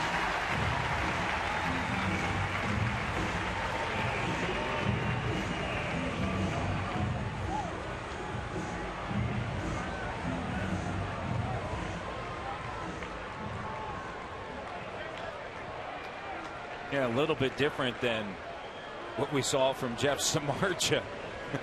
The price went up, and maybe the stock going down on Cole, although I still think that you're going to have to pay a pretty good price. Yeah, and the teams are lining up right now trying to figure this one out. You know, it's interesting. You hear all the different names as Martin stands in the batter's box, and you know, we heard Alex Anthopoulos while in Chicago on the Tim and Sid show. And a lot of the conversation about the names, who may be out there. Well, guess what? Kansas City is a team that has 50 wins, and we're hearing those same names here. Yeah, we're hearing the Johnny Cuetos on the radar here for the Kansas City Royals. Do they have more prospects to offer than the Blue Jays? So that's why, you know, it's more of a seller's market. There's a lot of, and that's why nothing is going to happen, because the general managers of those teams that are trying to trade those players, they're going to wait for the best deal, and the best deal is going to come right at the trade deadline. I don't think it's going to come here unless somebody just jumps out there and says, you know what, I'm going for it right now. The last run scored, it was the Bautista RBI with one out in the top of the 5th on Wednesday. Who would have thought that? The 1-2 breaking ball in the dirt. Donaldson had doubled, and then Jose singled, and then from that point, remember we played 11 innings that night too. All zeros. Martin singled the last time up. He's been aboard both times to the plate, and he hits this one high in the air on the right side. Coming in, Hosmer, and Hosmer in foul territory puts it away. No runs, no hits, no errors, no one left. We go to the home half of the 6th.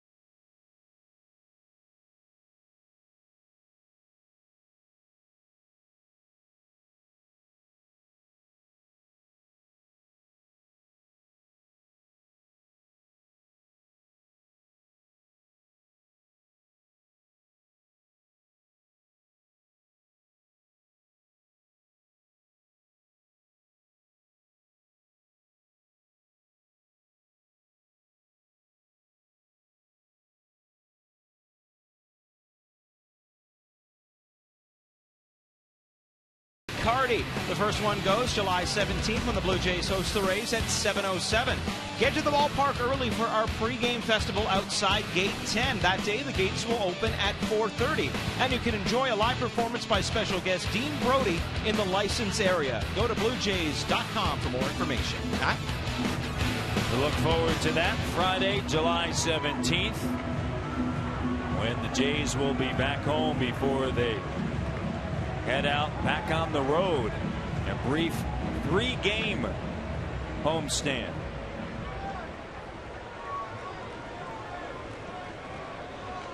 Estrada working here in the 6th. Infante, Rios, and Dyson. Bottom third of the lineup for Ned Yost. Can't argue. Infante with the strike. Can't argue with the way Marco is thrown tonight. He's pitched well. He's pitched in and out of trouble all night. Again, he's left 7 runners on board through 5 innings, but this is a good team, the Royals, that are hot right now, and he's making pitches when he has to. And you would think that you'd be getting some run support. It's a Blue Jays team that's only been shut out 3 times this year. June 2nd at Washington, and of course after getting shut out they went on their 11-game winning streak. June 27th at home against the Rangers 4-0, and then yesterday a rare shutout on the south side as they lost 2-0 to the White Sox. Infante to the right side, in the air. Pilar is right there. That last one just came a little bit too soon after the previous one. You know, that's not a good sign. You know, Smarja throwing a shutout, pitching a shutout against the Blue Jays after the other one was just by Gallardo on the last homestand.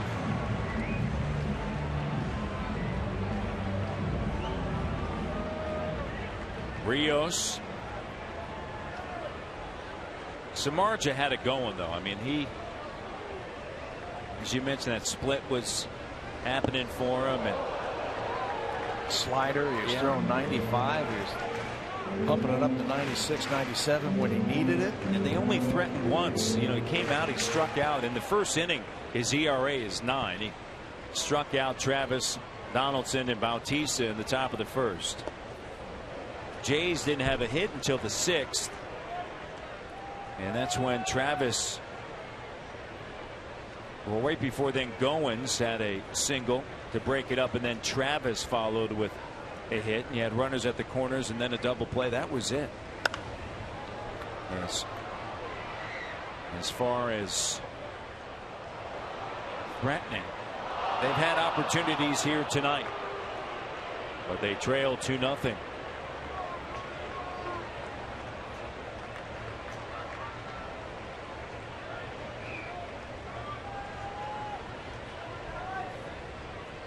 Rios against his former team, 2 for 2, an RBI and a run scored, and his 250th career stolen base.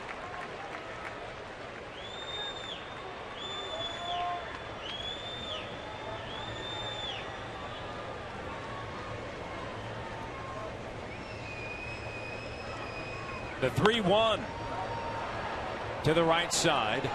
Moving back, Encarnacion settles underneath it in foul territory, and there are 2 down.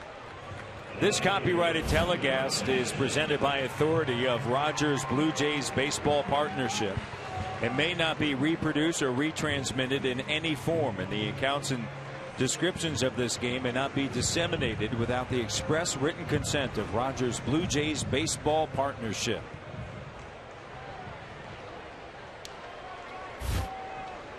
Two outs in the 6th inning. Dyson trying to bunt his way aboard. Scooped up. Estrada flips it over to first. Safe is the call.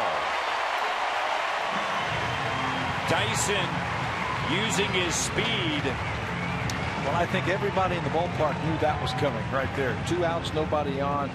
Get that speed on the bases, and the best way to do that, try and bunt your way on. Estrada gets to the ball right here, and he's got an outstanding chance, but bobbles the ball just momentarily. You can see the step that he took. He just started to reach into the glove and just could not come up with it.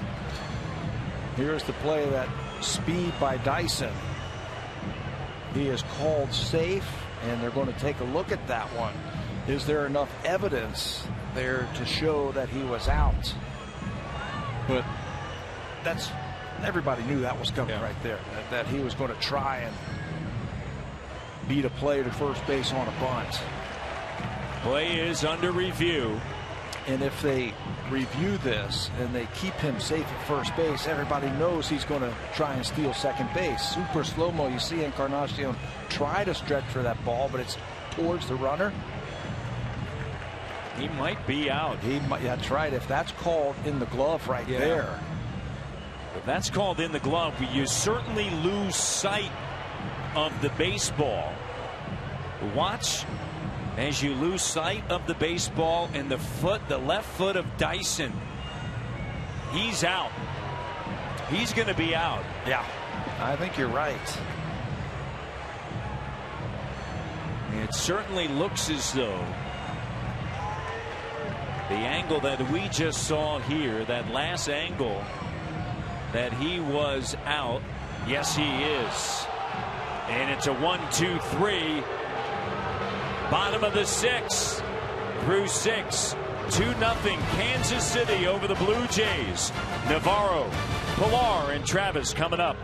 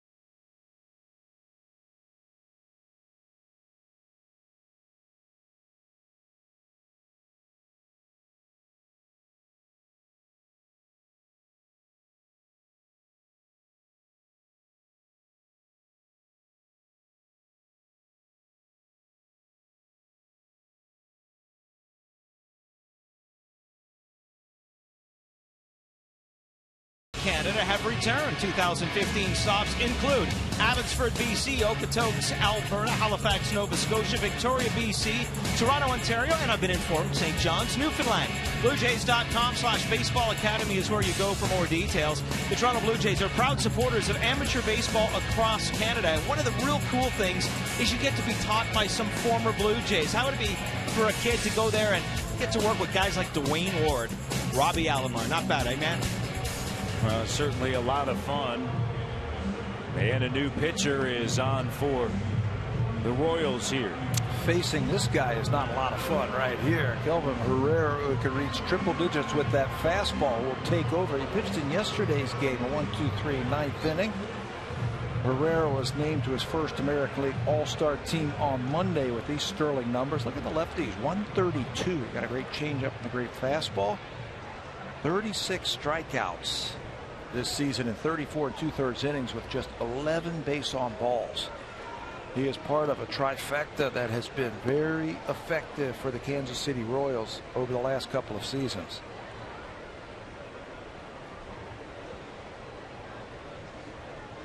So Duffy worked 6 innings, and now it's Herrera out of the bullpen, and Navarro turns around to the left side, and the first pitch misses.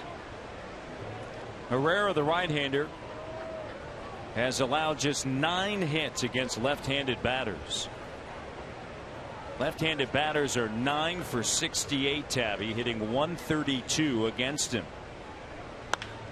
And this one hit in the air to left field. Coming in is Dyson, and there's one away now. 9 for 69. What makes him so difficult for a lefty to hit? Well, you have to respect the great fastball, first of all. Again, he can hit triple digits with it, but then he can throw a changeup that just is like Marco Estrada's.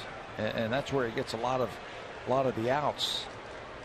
Against the Blue Jays, he has faced them 9 times, pitched 9 innings. They're hitting .229 against him. I mentioned part of a trifecta. Herrera, Davis, and Holland have been lights out for a couple of seasons now for Kansas City. And when you talk about getting the lead or try and get to them early because you don't want to face these 3 guys, they are shut down, locked down. It's almost like facing 3 closers in a game. Well, it makes it easy for Ned Yost. Give him 6 and he knows exactly what to do with it. You know, very much like the days with, you know, the Yankees, when first it was Rivera, then to John Wetland, and then Rivera became the closer, and you could get to Nelson and then Rivera. Right? Yeah, now they've got 3 guys like that, and that's why that pen, mighty pen, 16-5 with 26 saves this season. 2-to-1 strikeout to walk ratio. Opponents are hitting just 139 in the final 3 innings. That these 3 guys that we were talking about, when they enter the ball game, just 139.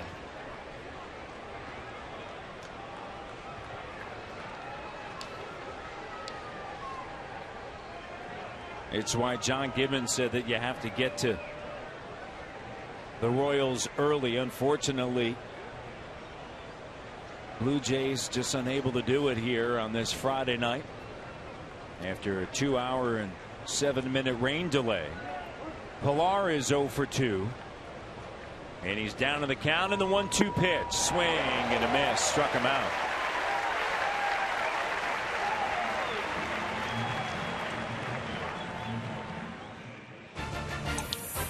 Save during the plumbing, cooling, and electrical expert sale. Only at Home Hardware and Building Center locations. Homeowners helping homeowners with expert advice. First Blue Jay to strike out tonight. And a fastball at 99 miles an hour up and in. You know, we were talking the other day about the difference, the miles per hour difference between a fastball and a changeup. You want about 10 miles per hour? Well, this guy has that. You saw the fastball right there at 99. That last pitch to Kevin Pilar was his changeup. And it was 89 miles an hour changeup. You saw that with Chris Sale. Yeah. As well. You know, that changeup that buzzes in there. I mean, the high 80s. 89 miles an hour used to be the average fastball. Well, it's Greg Maddox's fastball. Yeah. Mark Burley doesn't top out at that as the pitch is up and in. So you start thinking about that heater, right? You start thinking about that fastball, and you're like, I got to get my hands started early here. I can catch that ball out in front. And then he drops that changeup on you.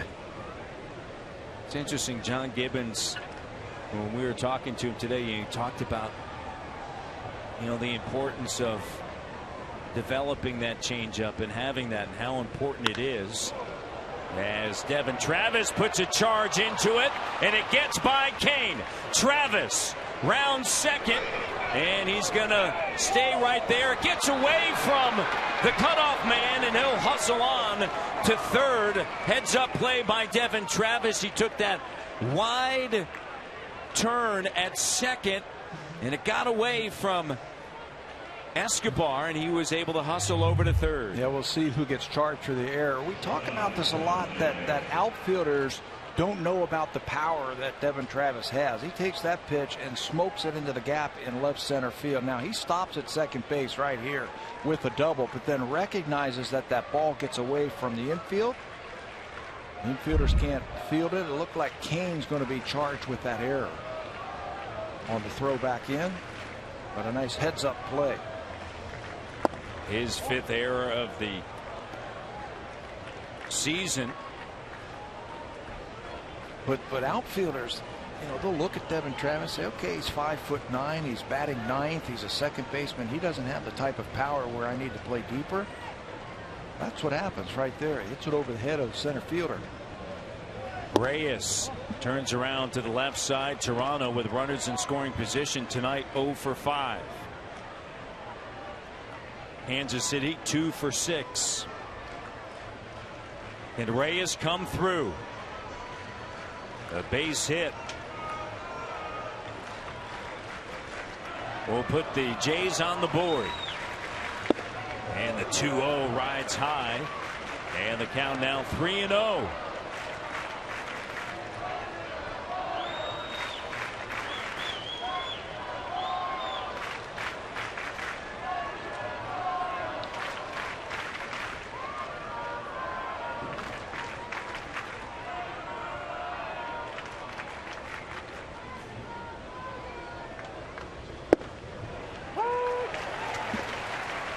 .mile/hour strike.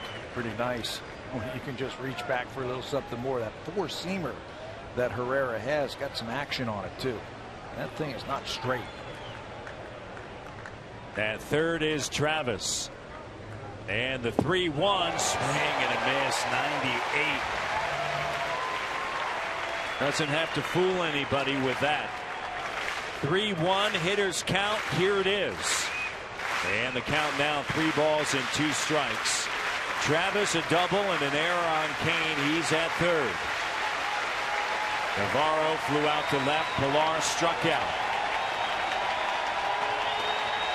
Travis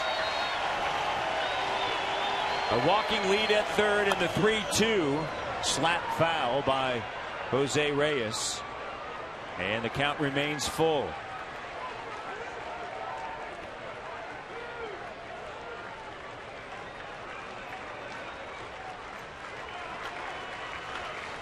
Jays had something going in the second, couldn't cash in. Couldn't cash in the fourth. He's going with his fastball. He's going to challenge him. Can they do it here? The 3-2. Ground ball. Escobar to first in time. 7th inning stretch. Travis stranded at third with 2 outs. 2-0 Royals.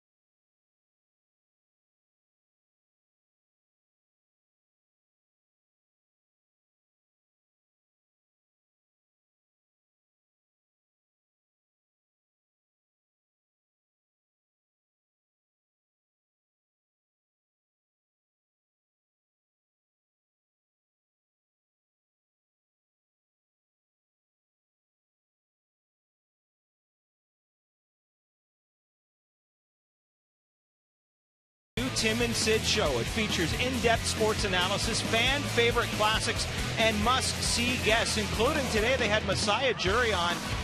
Matt, who admits that they had mutual interests with LaMarcus Aldridge. Did not happen, but definitely good to hear a guy like Messiah reveal that on a show like Tim and Sid. You can watch them weekdays on Sportsnet and catch them online 24/7 at Tim and Sid. Home half of the 7th, Estrada, 6 innings, 8 hits, 2 earned runs, a walk, and 2 strikeouts. 88 pitches for the right-hander. Escobar, Moustakas, and Kane here in the 7th.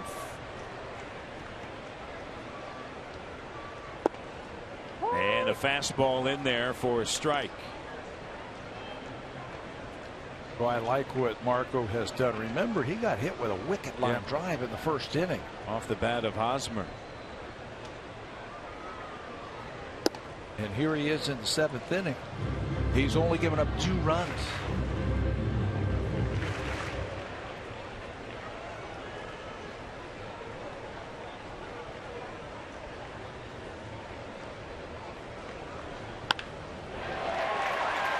Escobar with a base hit to begin the 7th inning. Aaron Loop is warming up in the Blue Jays bullpen. There's Aaron.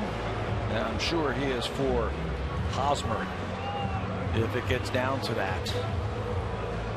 He started warming up when this inning started.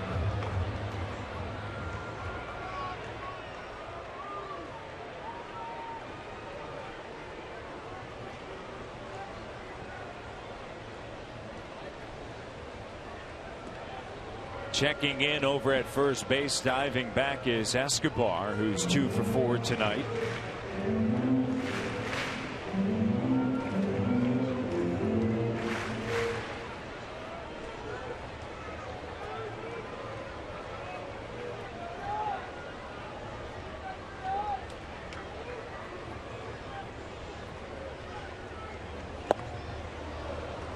Laid on that fastball. Been guessing all night with Marco Estrada. Mike Moustakas has. He's been guessing change up, and he gets the fastball, and then he's looking for the fastball, and he's throwing him a change up.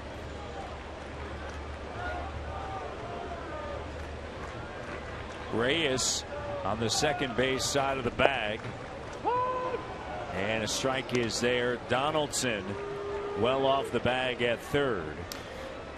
He did it again right there. You see 0-1 pitch. He was looking for a changeup, and that's what Deanna Navarro will do. He will think right along with that hitter and throw that fastball in breaking ball counts. Let's see what they decide to do here. The 0-2, and Moustakas takes it high. He's hitless tonight. Struck out in the first, go out to left in the third, and popped out to end the fourth. The shortstop Reyes. Looks like he wants fastball away. Throws over to first base first. And now with 2 strikes, the infield has really overshifted now. So much so that Josh Donaldson on any ground ball to the right side, that's him playing pretty much straightaway shortstop. He's going to be the pivot man on a ground ball to the right side. That pitch ends up on the inner half, but Bautista is right there, and there's one down. Let's send it to Jamie Campbell with an update. Jamie?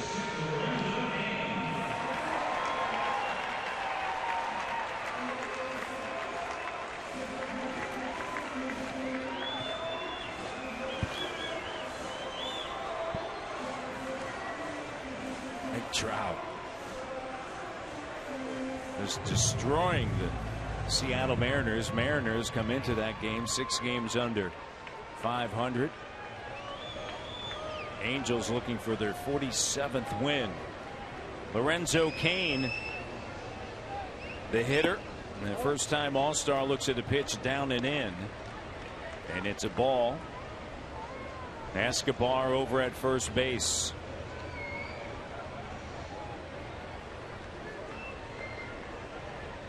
Not a big threat to steal, but not a bad time to go either. I think with Cain at the plate. Hops up there, and a count of 2-0. Escobar's got 5 stolen bases on the season. Not really a burner, you know, like we've seen the Dysons and the Rios, guys who can steal bases. Cain's got 17. Tied for second in the American League is Cain. Yeah, but he can steal a base. It wouldn't be a bad idea to go at some point here.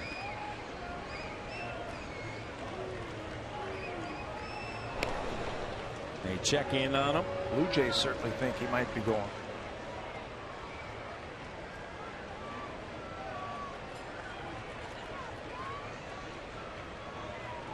Pilar shades Cain toward the gap into right field. The pitch, and it's high. And a count of 3-0 with one away here in the 7th.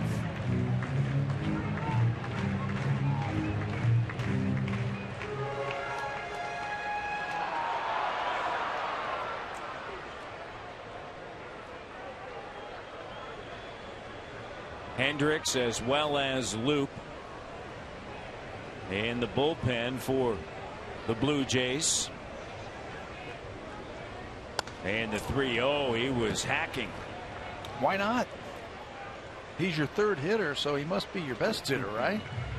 Let him go. Let him do some damage.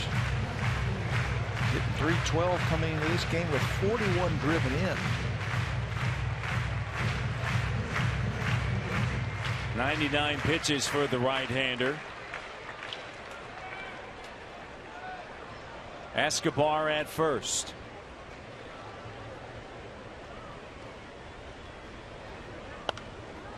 Fouled off in the count of 3-2 now. Escobar trying to get a jump over there at first base.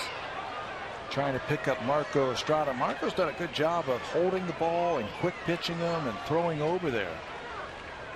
He bluffed trying to get a jump against him that time on the 3-1 pitch. You got to figure he's going now. 3-2 with just one out.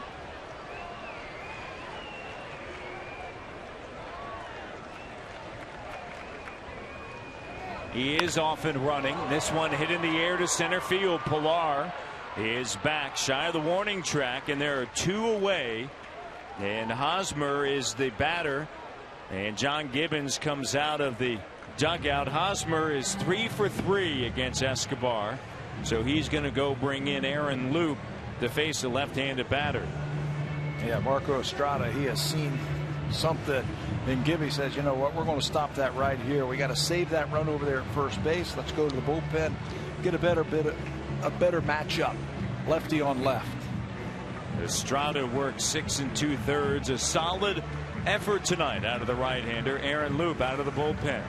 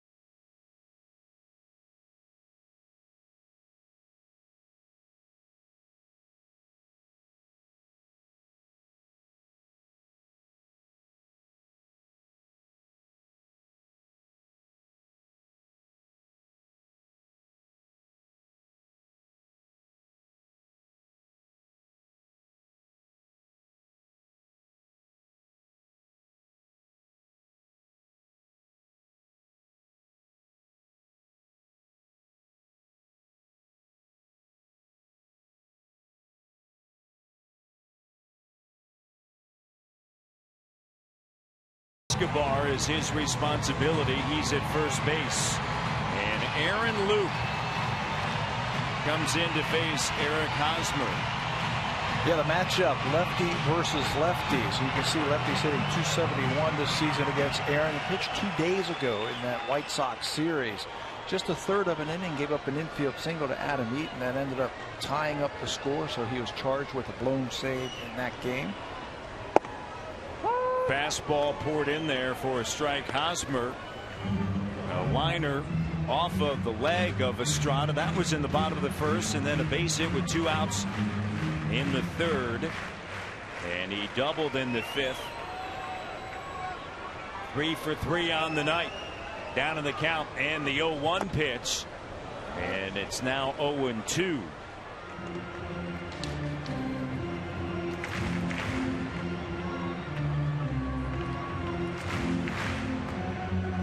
Royals lead 2-0.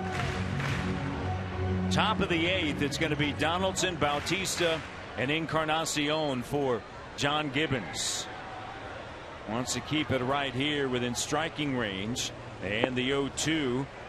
Hosmer looks at it. He has hit a respectable .256 this year against lefties with 3 home runs. Much better job now in his career staying on that pitch just a little bit more early on. He would give ground and you could pitch him away. Fouls it right back. Left-handers could throw breaking balls away and he would chase it. Doing a much better job now that he's been in the league for a while of laying off that pitch.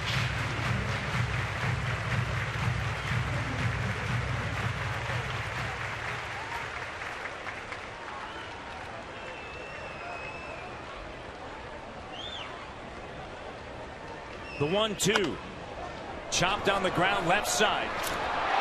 And Donaldson looked to barehand it.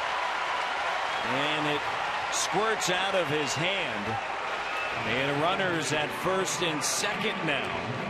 You know, we've seen Josh make that play time and time again with his bare hand. But remember, Eric Hosmer's running. He's the first baseman. That ball was hit just a little bit too hard for him to try and barehand it. You see it bounces off his fingers. I think he had time to catch that ball with 2 hands, the glove, transfer, and then fire the ball over to first base because Hosmer was running. But he knocks it down and going to be charged with an error on that ball. His 11th. And Morales is the batter.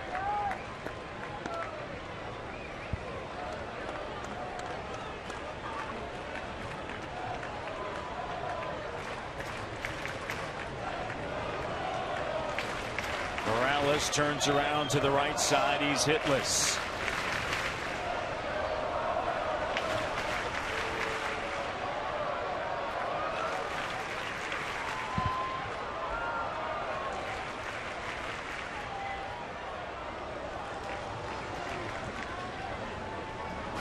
Royals 2 for 6 with runners in scoring position.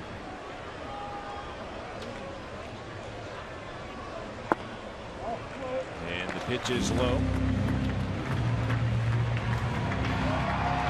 Morales spent his first 6 years in the bigs with the Angels. He spent time in Seattle as well as Minnesota. And here he is as a Royal. And the offering misses, and it's now 3-0. Pretty good signing, I think, by Kansas City. They let Billy Butler go. Yeah.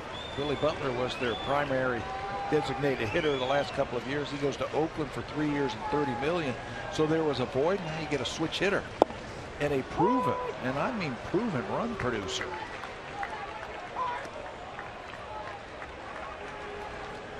In 2009, he drove in 108.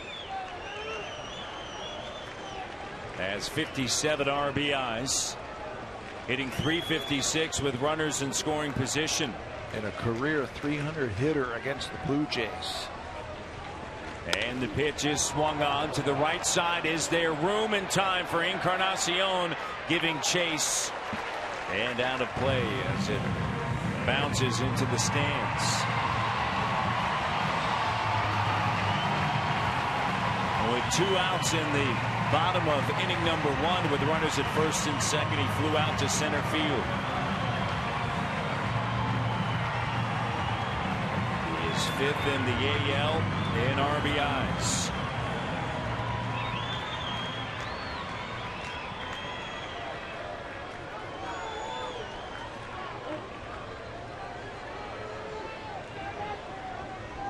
Runners will be moving.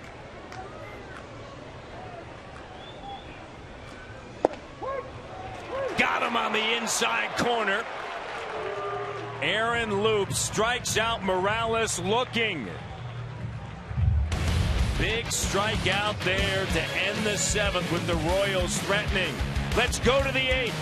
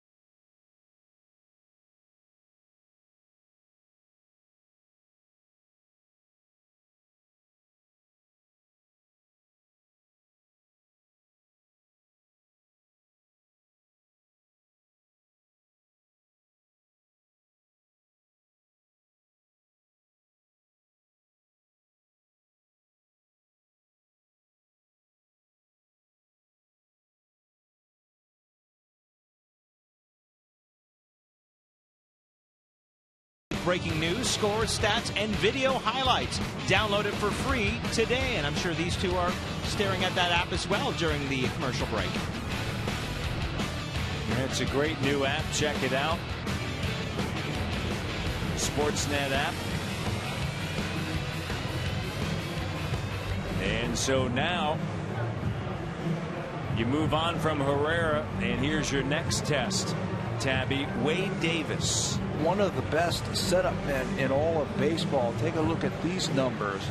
4-1 with a 0.24 earned run average. That's right, 0.24 in 37 innings. He's allowed just one earned run.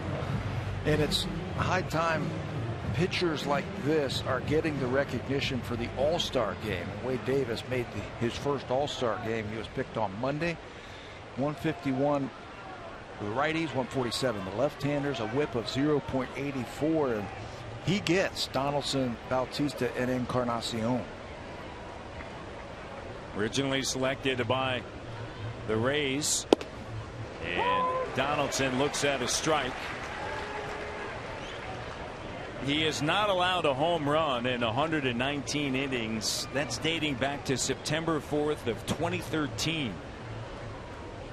Got the good fastball. Yes, he's got a great cutter. And a curveball right over the top. It's power plus from Wade Davis.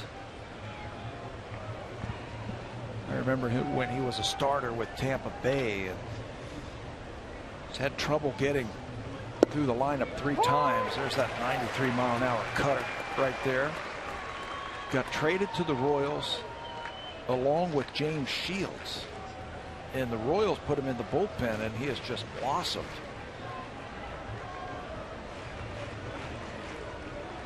That was December 9th of 2012, a breaking ball. Patrick Leonard, Mike Montgomery, Will Myers, and Jake Odorizzi went the other way for Davis and James Shields.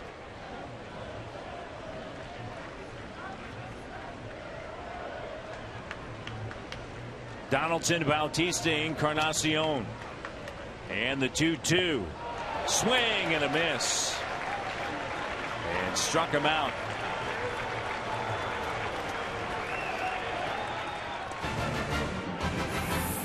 The 2015 Honda Civic is Canada's best-selling car for 17 years in a row and the official vehicle of the Toronto Blue Jays.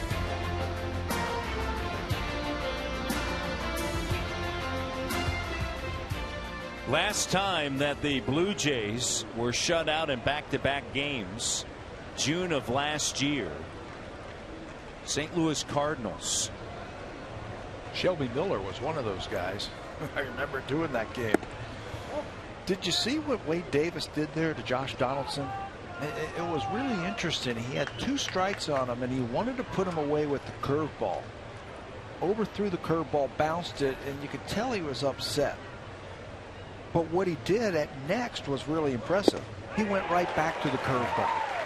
Said, okay, I know what I did wrong there. I know what I felt when I threw that ball. Let me make the adjustment right here. And Sal Perez went fastball and cutter, and he kept shaking them off. Finally went to curveball, and Davis said, that's what I wanted, and ended up getting a strikeout.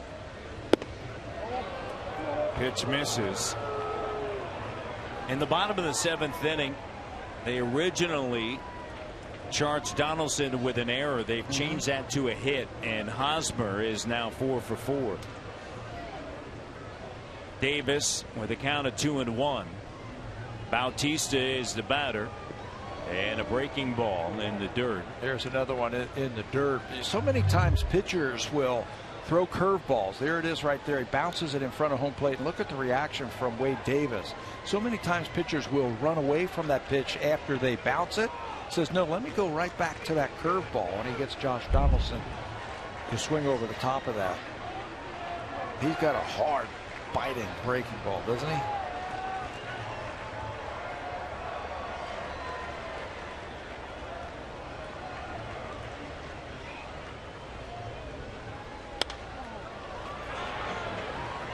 Fouled back, and the count 3-2.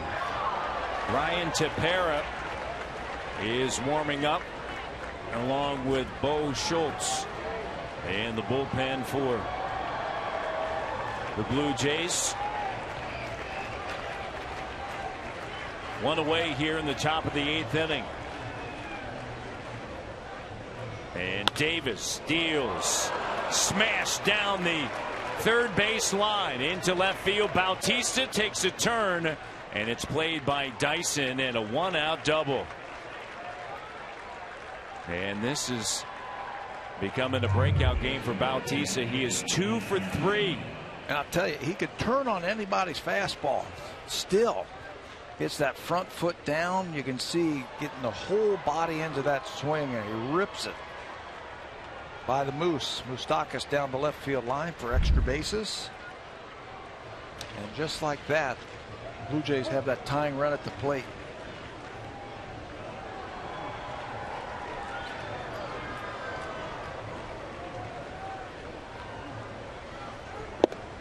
Big swing and a miss, looking to tie it. Power meeting power. Encarnacion 0 for 2 was hit by a pitch in the 6th. Runner in scoring position once again for the Blue Jays. They are hitless in that scenario, and a breaking ball down low and in the dirt.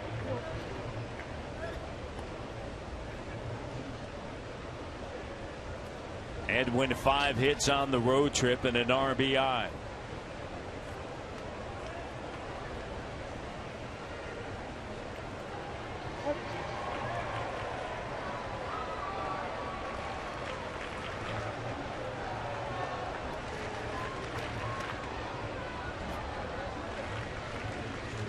Swing and a miss.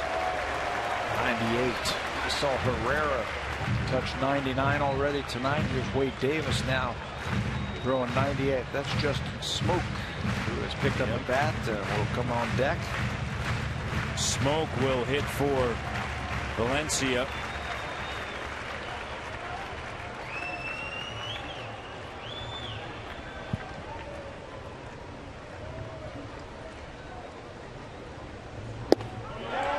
Just misses off the outside corner.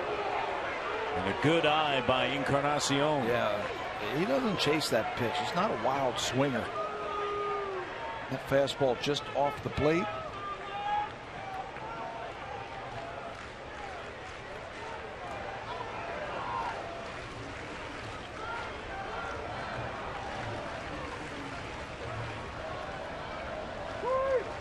Time is called. Bautista back at second. Encarnacion with a count of 2-2. Jays down 2-0. The All-Star Davis comes set, stares at Bautista to the plate, swung on, hit high in the air to left field, and Dyson is cruising in, and it's a second out. And Justin Smoke is going to be the batter.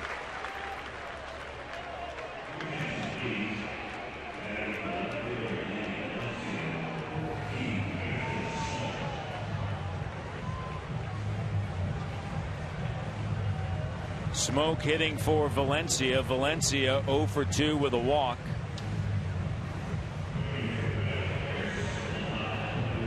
.250, 8 home runs and 25 runs driven in.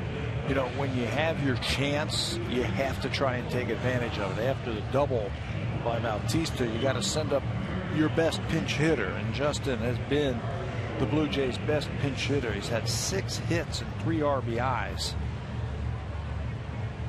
Coming off of that bench, again, he represents the tying run. So you got to play your cards right now. You got to take a chance.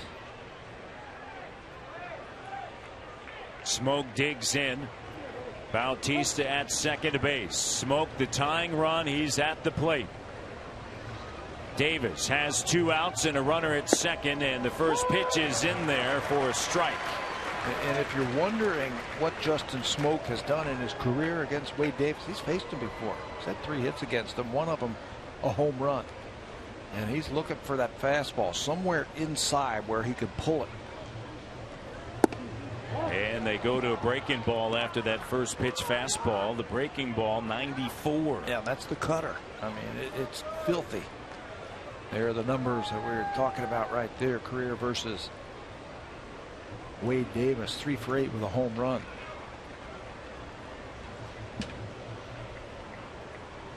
The 1-1 offering, swing and a miss. He goes right back to it. It looks like a fastball. It looks like you're down and in, and you can get it, and you can swing. See, he just swung right over the top of that thing. It just got a little bit of break at the end. Devastating. Davis comes set. Bautista at second. The pitch swung on, ground ball. Hosmer scoops it up.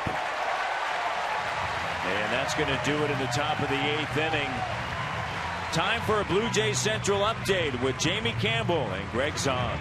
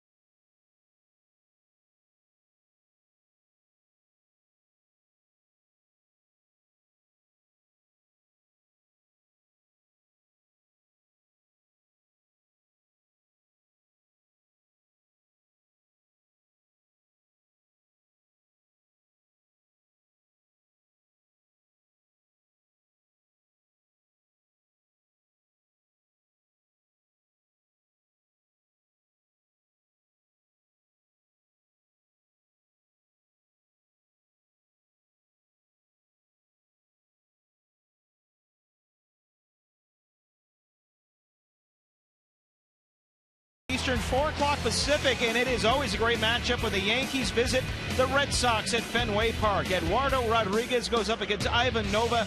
7 o'clock Eastern on Sportsnet 1, and the Yankees took game 1 of that series tonight, and Clay Buchholz had to leave the game with an injury. Bottom of the 8th inning and a new pitcher. Ryan Tepera, the right-hander, comes in.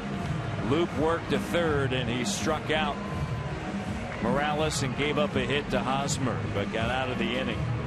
And they got to keep it right there. Ryan Tepera has done a nice job for the Blue Jays in those 15 games right there. A 0-0 record, 20 earned run average. How about 13 punch outs and just 2 base on balls? Fastball slider split for Tepera. Also another defensive change for the Blue Jays. Ezekiel Carrera has come in to play left field after Valencia was pinch hit for in the top of the inning.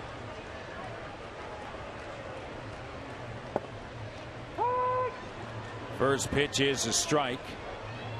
Salvador Perez, Infante, and Rios here. And the bottom of the 8th inning. Blue Jays, after the top of the 8th inning, they have been a part of 23 2/3 of shutout baseball. It is hard to believe how, with this offense that they have not been able to produce a run, and they've had the opportunity, certainly tonight. Yeah, they've left 8 runners on base. We thought something like this could happen with the pitching that they are running into, but keeping it a 2-run game, not giving up any of those add-on runs right here is important. You get that first runner on base, and that tying run comes to the plate. Swing and a miss.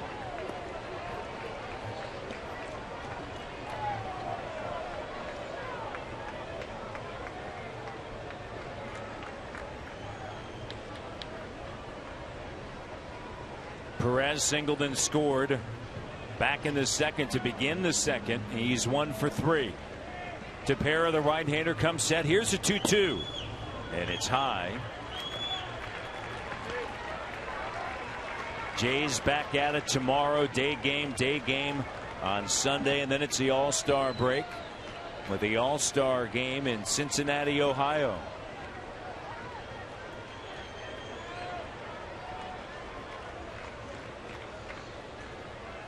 The 3-2. Foul back. Ned Yost was saying before the game that he actually had an hour-and-a-half meeting with his staff about the All-Star game and lineups and different scenarios. Yeah, that's your reward for playing in the World Series. You get to manage the All-Star game. He says it's a lot of work. Swung on and driven deep to left field, and it is in the bullpen and gone. Salvador Perez, a 3-time All-Star, with his 15th home run. Koji has had the most home runs as a catcher in the American League. This is number 15. It looked like an off-speed pitch from Ryan Tepera, and that really got him going. He homered in yesterday's game, a big 3-run home run. He gets the breaking ball right here, and he's big enough and he's strong enough to get that thing into the bullpen. Number 15 on the season, a nice add-on run. Big add-on run for Kansas City.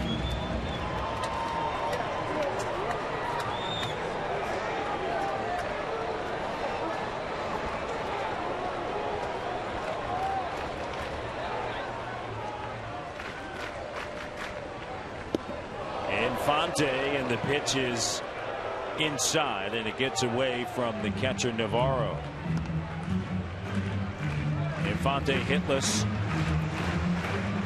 although he's had a couple of nice defensive plays made on him back in the second by Donaldson, and then Devin Travis in the fourth took a hit away from him as he was able to snare a line drive over his head. This one headed out into right field. Bautista coming on, and there's one away. Drive of the Game is brought to you by the 2015 Honda Civic, Canada's best-selling car 17 years in a row, and the official vehicle tabby of the Toronto Blue Jays. Let's go back to the second inning with a runner on base. Alex Rios going to send this ball from Marco Estrada into the gap. Short hops the wall. That's the first run of the game. Right there trotting home Salvador Perez. The drive of the game from Alex Rios, the double in the second. Off the end of the bat and foul, 1 strike on the former Blue Jay. One of the off-season signings by Kansas City. That was another one that went under the radar, didn't it? That's certainly the case. Hit midnight here in Kansas City. An under the radar type of signing. They needed another bat. They needed another outfielder. He was out there. A world of talent and a chance to play on a good team. Championship type of team.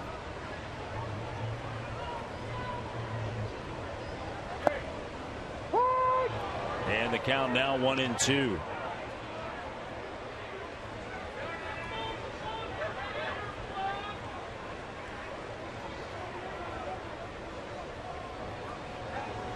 $1 a.m. back home in Toronto, and the 1-2 is fouled off to the right side.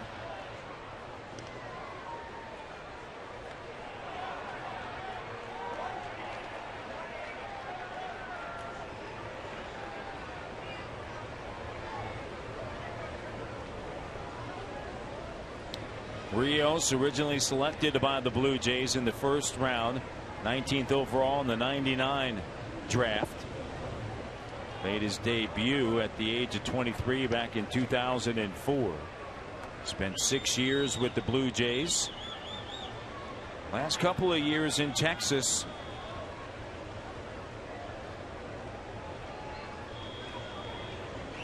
Hitting well below his career numbers.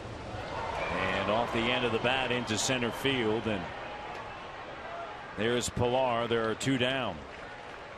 Gerard Dyson is the batter. Looking at some of those numbers for the Royals when they lead after 8 innings, what the bullpen means to them. How about when they get 10 or more hits, and they have 11 tonight? They're 33-3. And when they hit a home run, they're 33-13. They just hit the home run.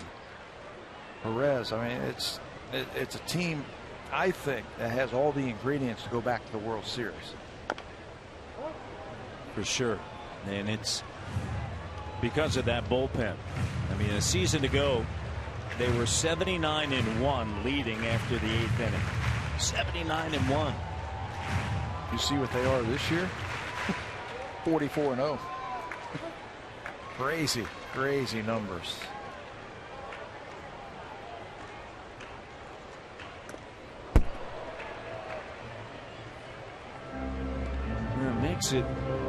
Makes it easier, right?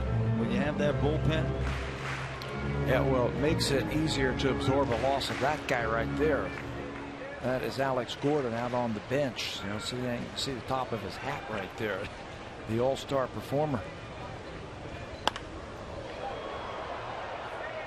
But it's a team that can. There's Alex.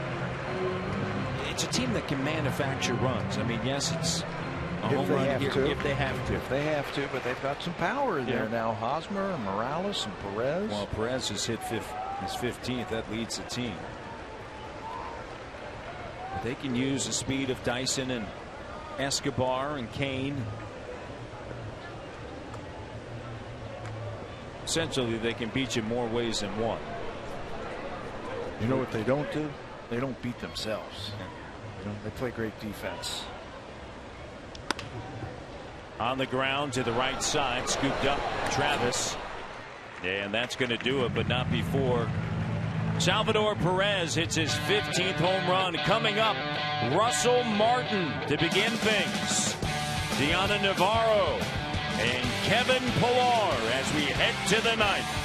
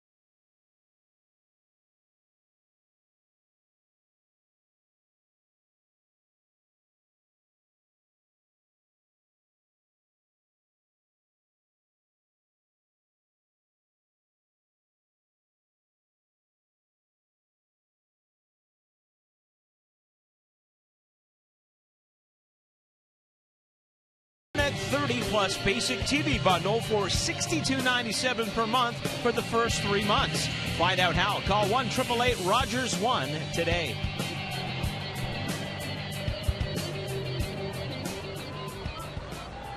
Top of the 9th inning. 3-0. And a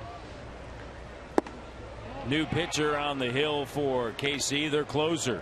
You mentioned the score, 3-0. That's a save situation. And here's Greg Holland, 17 for 19 with a 292 earned run average.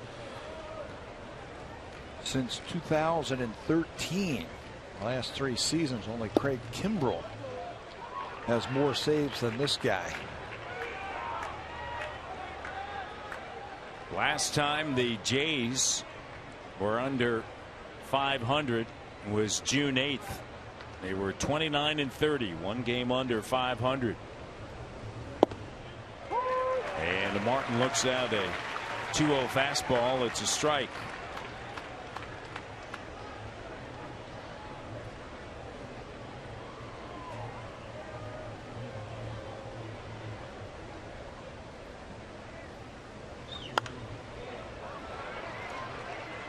Two and two the count.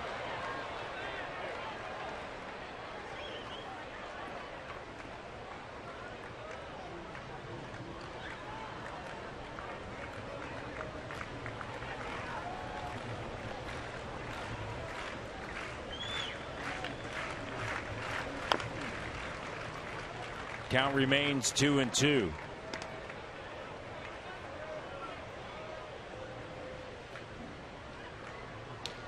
Holland has 110 saves since the start of 2013. Second in the big leagues during that time. Here's a 2-2 to Martin. And he stays alive. He doesn't have the big fastball. I mean, he still has a real good fastball. Doesn't have the type of fastball that Wade Davis or Kelvin Herrera has. But a good breaking ball. Decent fastball. Swing and a miss. Now for a preview of what's coming up on Sportsnet Central. Here's Jackie Redmond and Brendan Dunlop.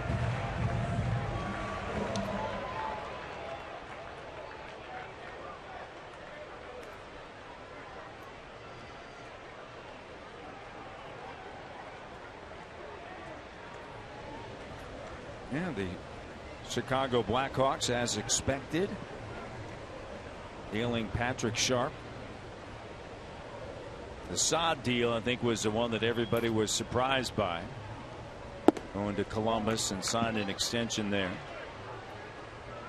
1-0 the count, and Navarro is the batter. Blue Jays down 3-0 here in the first game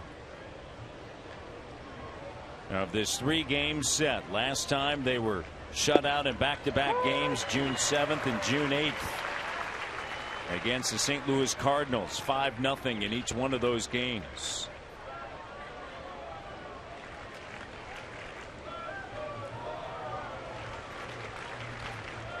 It's been a tough trip. That's why you're going to look back on a couple of those games against the White Sox and kind of shake your head a little bit, Tabby. Yeah. Not because they were playing the White Sox, but who they were up against. The Chris Sale game, they faced Sanchez. Anibal Sanchez was dealing against them. No hitter into the 8th inning. Then you got Price, Verlander, Sale, Quintana, Smarja. Now you get Kansas City. So it's a tall order for the Blue Jays. 2 outs here in the top of the 9th. And I was looking forward to seeing what the Blue Jays can do against some of these better pitchers and some of these better pitching staffs. Right now they're being shut down by some good pitching.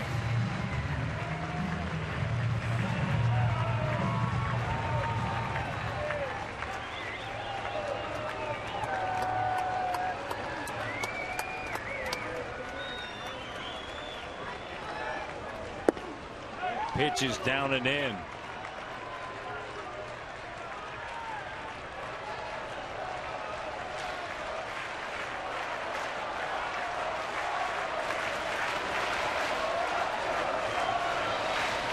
Pilar lines this one foul.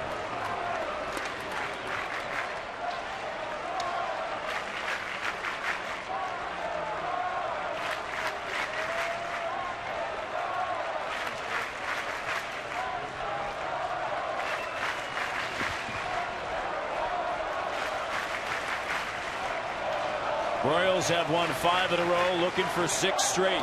And an American League best 51st W. Pilar, and it's just foul. Boy, he is on that pitch right there. The off-speed pitch from Holland. They got him out last time by going upstairs with a fastball. And Pilar keep it alive here in the top of the ninth. The 1-2 swing and a miss, and Holland strikes out the side here in the ninth, and that's going to do it.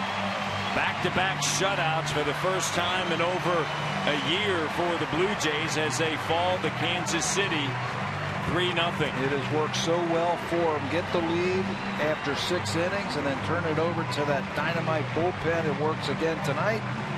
Royals take game 1 of this 3-game series by shutting out the Blue Jays.